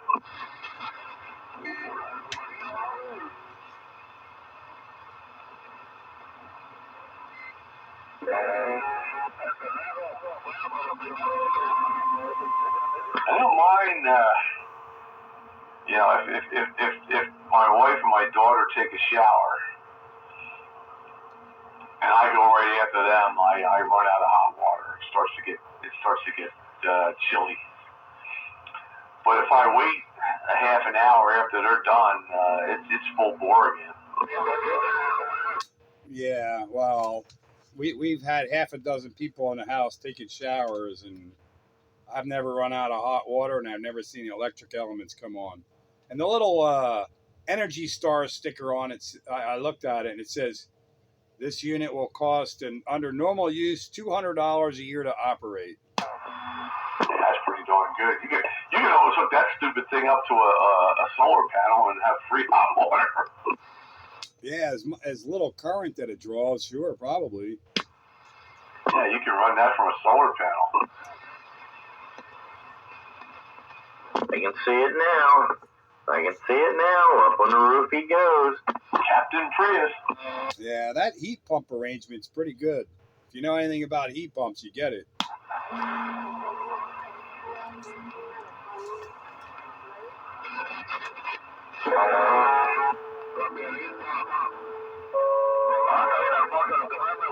Just a little compressor and a fan. That's all that runs. Right, Brigger. It'd be Skippy checking in on Pierce Simpson. Which Pierce Simpson? Bearcat 23. Oh, there you go. Is that the one with the two regular size meters, or is that the one with the 3 mobile size meters? It's got the 2 regular size base meters, 7 knobber, and 3 switches. Okay, so that's like the Bearcat 23C or B or whatever. Yeah, it's a C, as in Charlie. Yeah, that's the later model. Pete used to have one that was the early model. It had 3 meters on it, but they were like mobile size meters. The 23B is what I had.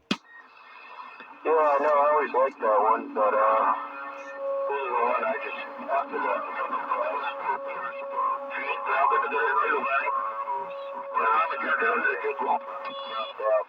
So I just rebuilt it today, the power supply.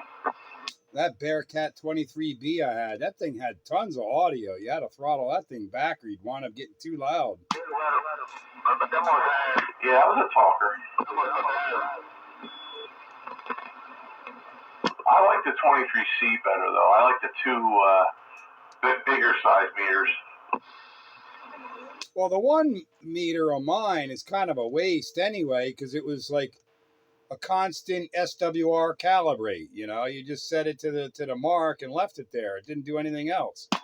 Oh, your meters were set the way that my Royce is. Yeah, you got a meter there that does nothing more than show your calibration point. That's a complete waste. I thought, you have 3 meters. One should be SRF. One of them could be SWR, and then the other one's modulation. That would have made a heck of a lot more sense. Yeah, that would have been better than what is it? It was S meter, power out was 1 meter, SWR was the 2nd meter, and the calibrate was the 3rd meter. It would have been much better if that one was modulation. Yeah, the Royce is the same way. I'm thinking, what a waste.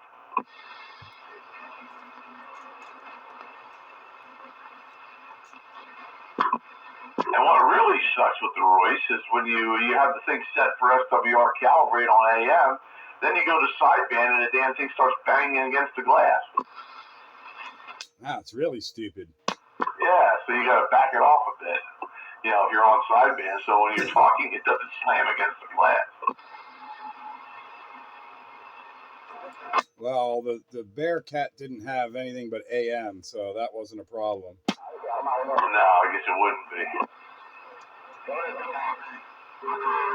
That was a pretty good radio, though. That thing was a talker. I think Royce realized the problem there because Art had a 640, and it was a newer one than the one I have. And I looked at the SWR calibrate meter, and the set point was not all the way full scale, but it was like 3/4 scale where the set point was.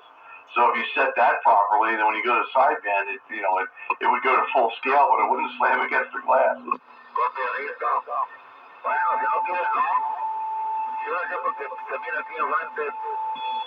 That's an interesting radio Skippy got there. I'm looking at it now. It has like 3 of the thin meters in it. If I got the right one. No, that's the 23B. That's what I had. He has the 23C. Oh, okay. I'll keep looking then. Yeah. And that's a different one. I never seen the 23B either. I had one. There's video gates of it. In fact, I was looking at it earlier today. Not even combined Spitfires. I was looking through some of my older video gates and like, oh, I remember when I had that radio. I got rid of a lot of radios. And I bet you still haven't found that video game where you thought you had a Lafayette Telstat SSB-25. No, but I found, you know, I didn't even look at that, but I found that radio that I was talking about. Now I need to go back and look at that gate and see what that radio was. Which radio is that? The one that I'm not sure, I thought it was the Telsat, but I found that video gate because I recognized the meters. Yeah, well, it can't be a 25 because I would have found some way to get that out of you. I'll have to go back and see what radio that actually was, but I do have a video gate of it. But I was at work, so I got distracted, so I didn't get a chance to look at it. But I'll have to go back and look and see what radio that is. Yeah, I'd be curious. I pretty much remember most of the radios you had. Although I couldn't name them all right now, but I mean, if you mention them, yeah, I remember that. Yeah, it's got 2 meters, and like one, but they both are vertical meters, and they face each other, as it were. They're, you know, the pointers come out from the left and come out from the right. You know what I mean? And start from the bottom and go up. That's the TRC-55. It's not a Radio Shack radio, I'm telling you. Are you sure about that? Because that describes the TRC-55. It should have a clock in it, too. It does have a clock in it, but I never had a Radio Shack TRC-55. That I'm absolutely sure of. I'm telling you, it was a Lafayette. Oh, man, you're not going to like it when you realize that you had TRC-55. I seem to remember you had a problem with the receiver. I think that one had a bit of a shattered receive on it. No, I think that was that Regency Fire. What was that? The Regency Formula Firebird. Oh, the Formula 23? Yeah, that's it. The Regency Formula 23. That's the one I'm thinking of when you describe that. I don't think I ever had no TRC-55. I could be wrong, but I'm pretty sure I didn't. I would love to bet you something, but, you know. Yeah. Well, now I'm going to have to go on YouTube and see what the heck that radio was. You didn't keep it very long because I don't think you really liked it because it had a shattered receive on it or something.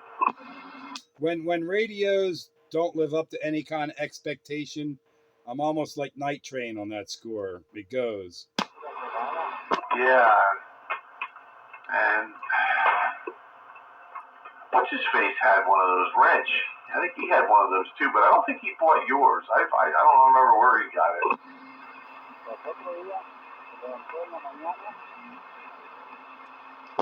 How about a console 8? You ever see that? Console 8? SBE? Yeah. I've never seen anything above a console 6. No, I got a console 8 here I'm looking at. I never seen it before. It has a clock. It's an older one. It has a clock in it. Big old meter in it. It's different, you know, but it's SBE. Never seen a console 8. I didn't think they went above 6. That's weird.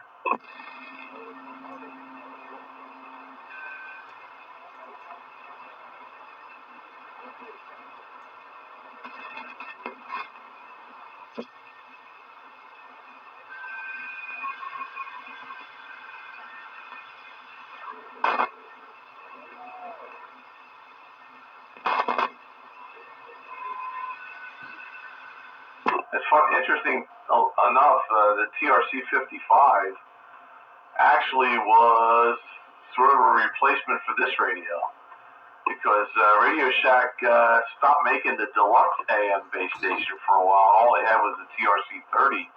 I guess they decided they needed another one again, and they came out with the 55.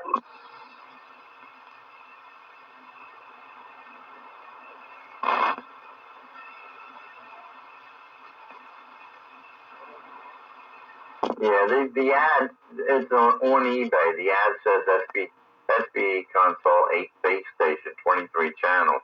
But I'm looking at the pictures, and the only thing I see is actually where it says SBE console, SD/CB. It don't say nothing about an 8. Holy crap. Holy crap, I guess I had a TRC-55. Console 4, 5, and 6 were all 40 channel radios. before that, the only 23 channel was the console 2. And then before that, the predecessor to it, they had a console which basically looked like a sidebander shoved into a base station case. And then they made the super console, which was the same radio, but it also had an 8-channel crystal scanner built into it too. That's pretty good. Yeah, okay. I know it's not marked date, so I'm not going to even send you anything on it. It has the clock in it, and, you know, it kind of looks like, the bottom part looks like it could be a mobile radio, you know, black face and channel selector to the right, and volume switch. And then on the all the way to the right side of the radio, it actually has a RF gain variable lever slide switch. There you go, slide switch. It goes up and down. Well, I guess I at one point had a TRC 55. I told you. 8 June of 16. I don't ever remember having a TRC 55, but you got a better memory than me because I had one. Yeah, I think it had a receive problem. That was the thing that bugged you the hell out of it about that. That's probably why I got rid of it. Yeah, I'm sure that's why you got rid of it. Because you really didn't like running it. Yeah, well, if I have no prospect of fixing a radio and it don't work right, it gets to heave a hava. Yeah, you can't say I blame you for that. I don't remember having. Well, there it was. There, the video don't lie. Yep. My Bearcat 23B though makes quite a few appearances. Yeah, but you like that radio a little better. That had CB quality audio. 70 CB audio. Yeah, that one was a gooder. That really was. I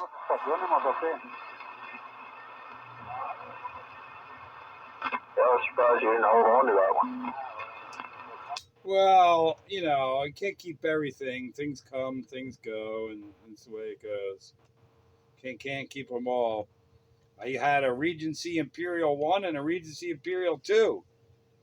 I don't have either one of them anymore, but they were really good radios too. They were among my favorites.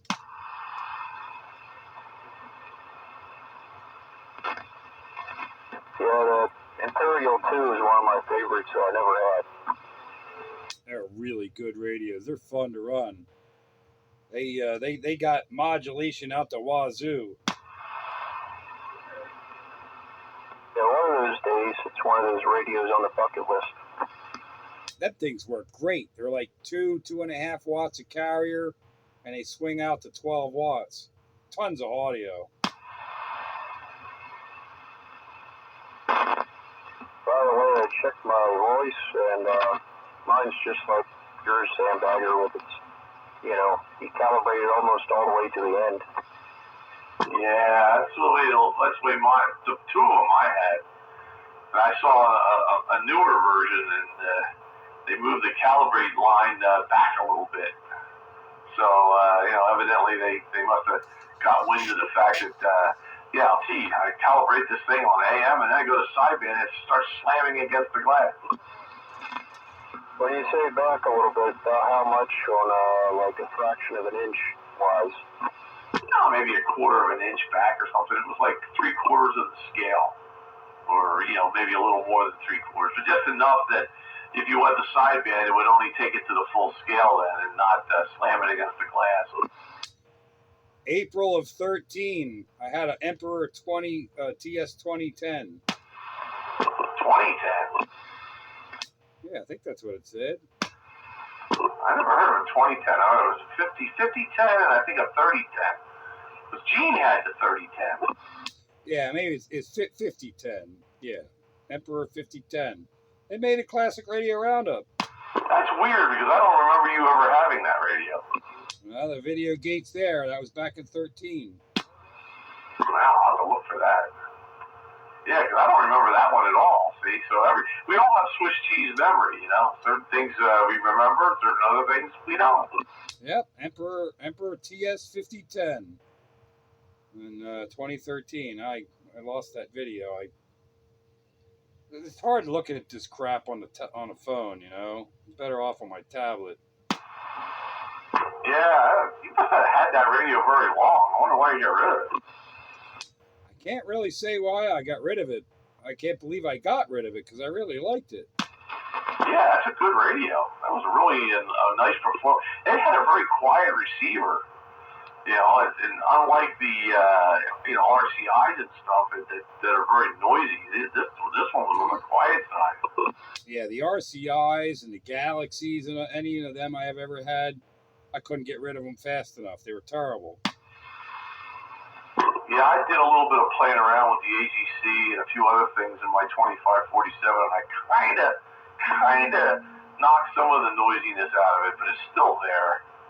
You know, if I really had some more time to play with it, I'd try a different front end transistor. 2SC 2999 is supposedly a good transistor, and a couple other things maybe. Yeah, this was 24 April of 13. Yep, Emperor TS5010. There it is. I got it. Yeah, that was a good radio. I figured out where he got the console 8 out on that radio. This will be the last time I talk about it. But there's a metal sticker on the back of it. On the back of the radio it says SBE-8-CB. Then underneath that, on the bottom, it has SBE console. So that's probably where the guy got 8. Oh, that's the old CB. That's the SBE designation. Yeah, where the console 2 is SBE 16, and the Cyvader 2 is a 12, and yeah, each one has a model designation number, and that I guess was the 8. But it adds 11. Yeah. Interesting. Stuff I did not know. But it's kind of neat to read the whole sticker too, but yeah, 35 transistors, diode 69, IC1, that's 3. There you go. Barker and Williamson makes video gate appearances as far back as 13. Wow, I've had it that long? 9 years? Yeah, how about that? I didn't realize I've had it that long. Well, I've got radios here that I've had for, well, if you want to count my Comstat 25, I had that since 1974.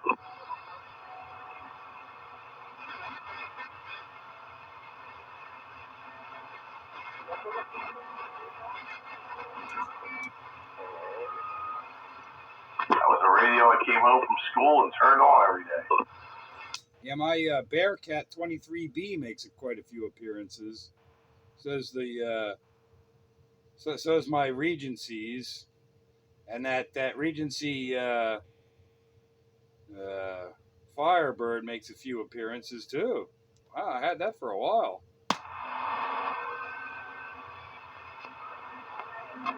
I had the damn Demco back in 13.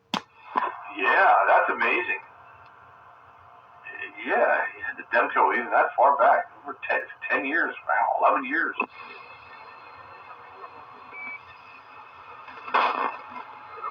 Here's the back to 12.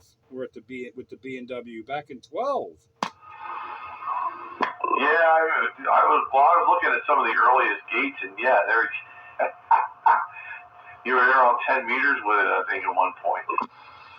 Oh yeah, I was on there a lot with 10 meters, but only a few video gates. But the video gates seem to start at the end of 2012 and go forward. Yeah. Wow. Been doing video gates for 12 years. Wow. Yeah, with a 3-year hiatus. But yeah, 12 years ago I started. Yeah, I've got a handful too that I started probably back then. I started off doing it with my camera, my video camera, and then I used to just I could just download the where I could capture the streaming audio server, and I used to do that, and it would have just a meter of the voice and then the audio, and that made it very easy to do.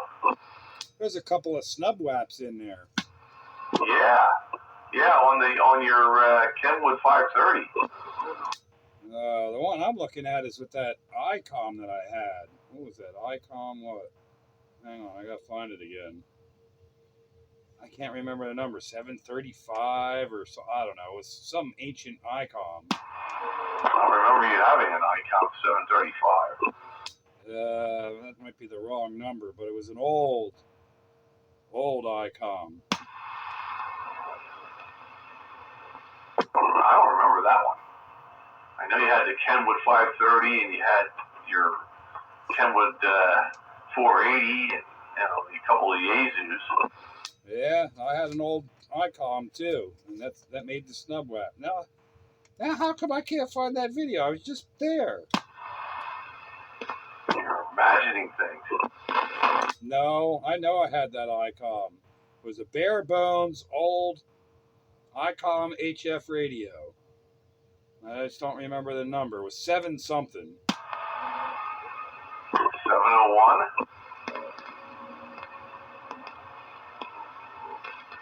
Base or mobile? That's a mobile HF radio. Well, there's the 530. Hang on, I'll find the ICOM. Skippy, Yeah. you see one of your Bearcats, the 23C, for sale, mint condition. They must have redone it or whatever. And it looks like it has I guess the desk mic. Yeah, Pierce Simpson desk mic with it. Guess how much he's asking? Probably $200. Try $1,200. He's nuts. He's on crack. 10 years ago, these radios were like 100 plus on eBay, and they weren't even mint condition, which I don't really understand why, because that's like the price of a Simba back then. But yeah, that's a little bit ridiculous. ICOM 701. That's what I thought. 701. That was the old bare bones ancient ICOM, but they were talkers. Yeah, it worked well enough. There was no issues with it. I had some fun with that radio. The video gate on there is with me on sideband talking to an Irish station.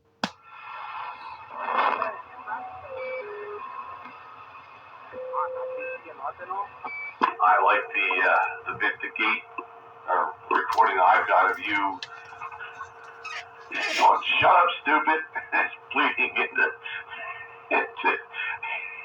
echo stick. If somebody's in there going, "Well, you don't have to really talk like that." Oh my God, echo stink. Where everybody was testing out on my repeater. Yeah, well, I know he was in there on it, and you were feuding with somebody on 11 meters, and it was leaking in. You were fired up, and you're going, "Shut up, stupid!"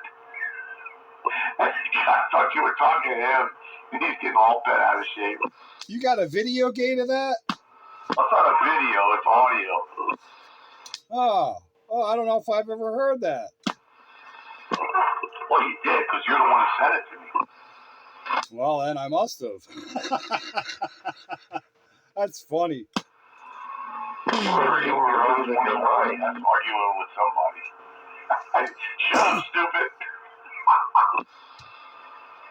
And JR, I know why it's $1,200. Why that? The clock probably works.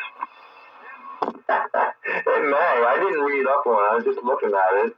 It looks nice. The radio itself, the microphone looks kind of quirky.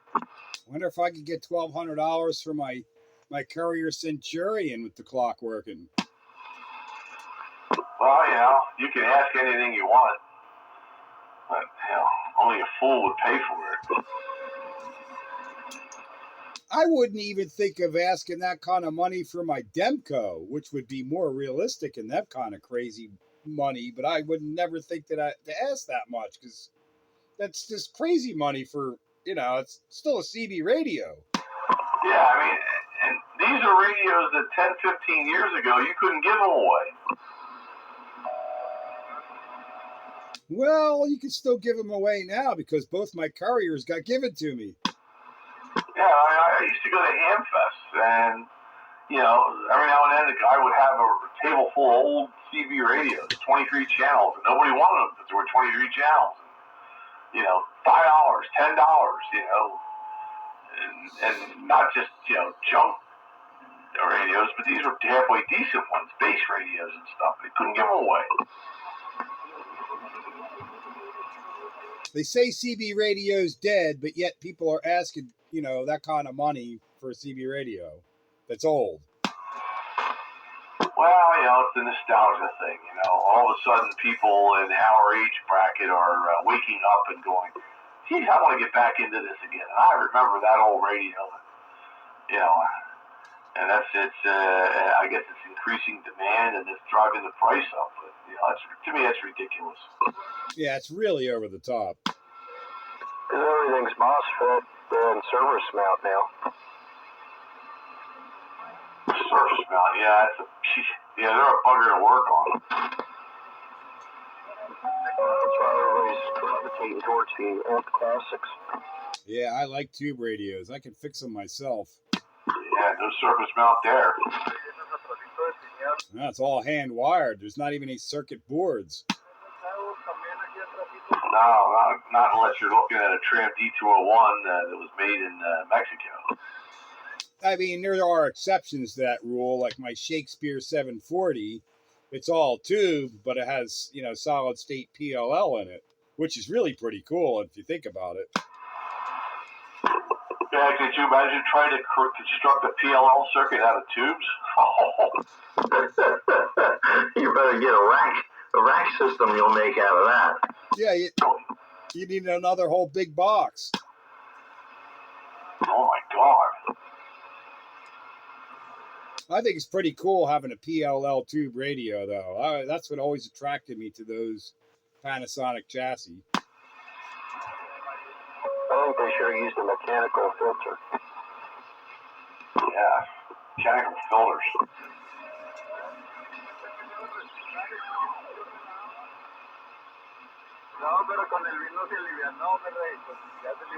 High level plate modulation with phase lock loop. Pretty cool combo. Yeah, those Panasonic chassis radios had interesting modulation. They had basically what they call Heising modulation. You really don't use a transformer. It's like a choke there, I guess. And your plate of your audio output tube basically ties direct to the plate of your RF tube. No transformer needed.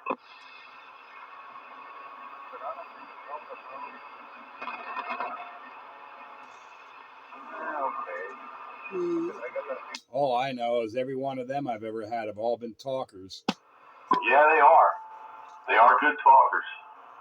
And they're, you know, good sounding tone quality.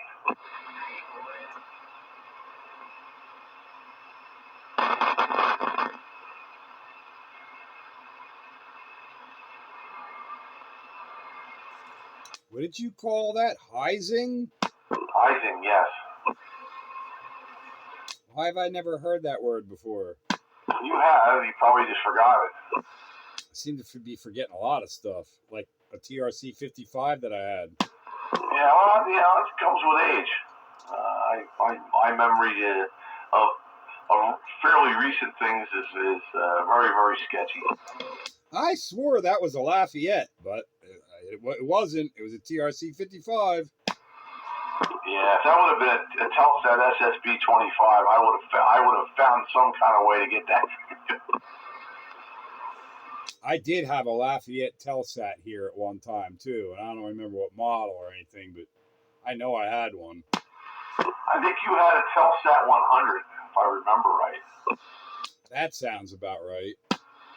Yeah, that's the one that's got a wood grain case in it. It kind of reminds me of the Midland 13898 a little bit, but it had 2 meters on it and 23 channels, a bunch of knobs. It was a nice radio, actually. Yeah, like a grayish kind of face. I remember the 2 meters. Yeah, it was like brushed aluminum or whatever. Yeah. That was a pretty good radio. That was one I picked up at the Perky sale for like $5 or $10. Yeah, Telsat SSB 100. That's probably the one I've been thinking of, and I was mixing that up with the other. Yeah, I think Art's got one of those buried in his pile of junk somewhere. And I don't even know what I ever did with it. You probably sold it somewhere along the line at the antique wireless flea market or someplace else. There was a time I was up there going and liquidating some stuff for sure. Yep.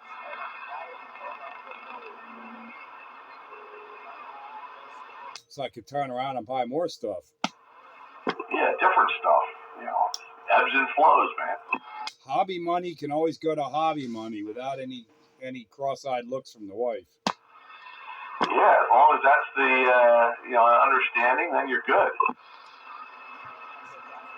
But I can't take out from the general budget for hobby money. But I can sell hobby stuff, raise hobby money to spend on the hobby. There you go. That works out for me.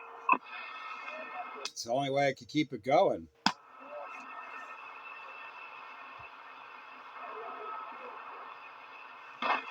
Every once in a while, you score good and you didn't have to spend any money. Like the 2 couriers that I got, the Utica Town and Country I got. Yeah, if it's free, it's for me. That Utica Town and Country was a good one. I literally picked that right out of the trash can. Yup. And it works. It took a little tuning up, but yeah, a couple fresh tubes, a little tuning up. That thing works great. Yeah, and that's another piece of CV history. You know, Utica was an up and coming company there early on, and they made a big splash in the market, and then just kind of disappeared. You know, they folded up. You know, that's on my dream list of radios, the Town and Country 3. Man, I'd love to get a hold of one of them. Oh, that's a nice one. That's got all the channels in it. Yeah, and that big fat final tube. Yeah. With an actual plate cap on the tube. Yeah, I think was it one of the General Radio telephones had a fat final in it. Also, the Buddy Bass. If you ever see a Buddy Bass, that one had a big fat tube in it that you could do a few little quick and dirty mods to and get the thing to put out insane amounts of power for a CB radio. Yeah, it's kind of funny and kind of cool in the CB radio history that there were those kind of radios, with a wink and a nod. Yep, 4 watts or 5 watts input. Yep, wink and a nod. Yeah, well, they used to be able to sell it. I think General Radio Telephone used to have a for export use only thing. And if you jumped out the plate resistor, it would put out 25 watts. That's right, 5 watts input, wink and a nod. All it was, 5 watts input, as long as that plate resistor stayed intact. Yeah, but it was one of those secrets they didn't keep really well that, jump out this plate resistor. Yeah, right, Don't do this, but, this resistor, see this resistor right here? You better not jump this out or you'll be violating FCC rules. See that one, this resistor right here. Just leave that one alone. Yeah, there was quite a few radios back in the 60s and 70s that you could do that too. Yeah, High Gain once made a VFO, an external VFO that made it up with a couple of their earlier radios. It didn't last very long. I guess the FCC frowned heavily on it, but it was a jack in the back of the radio, and you could plug this external VFO into it. Well, it only worked on receive, but there was a wire in there that that tagged, do not cut this wire, or you will be in violation of. So, right, there you go. Yeah, you want to cut that one, huh? Okay. Yeah, do not cut this wire. This one right here, don't cut it. Yeah, because that's the one, I guess, there's leading to a relay or something, so when you keyed up, it would go back to the crystals, you know. And the VFO only worked on receive, but you defeat that, and it transmitted too. Yeah, that's like the ultimate slider, a factory VFO on a CB. Yeah, it was a high gain, high range 6, I think that was called. It was the little matching VFO, and it worked on their one of their sideband radios, and I think they had an AM base that it worked on. There was a couple of them, and then I think the next versions they took the jacks out of the radios, but you could still make the VFO work on it, but you'd have to, you know, wire it in a little bit more permanently. But you know, it was interesting.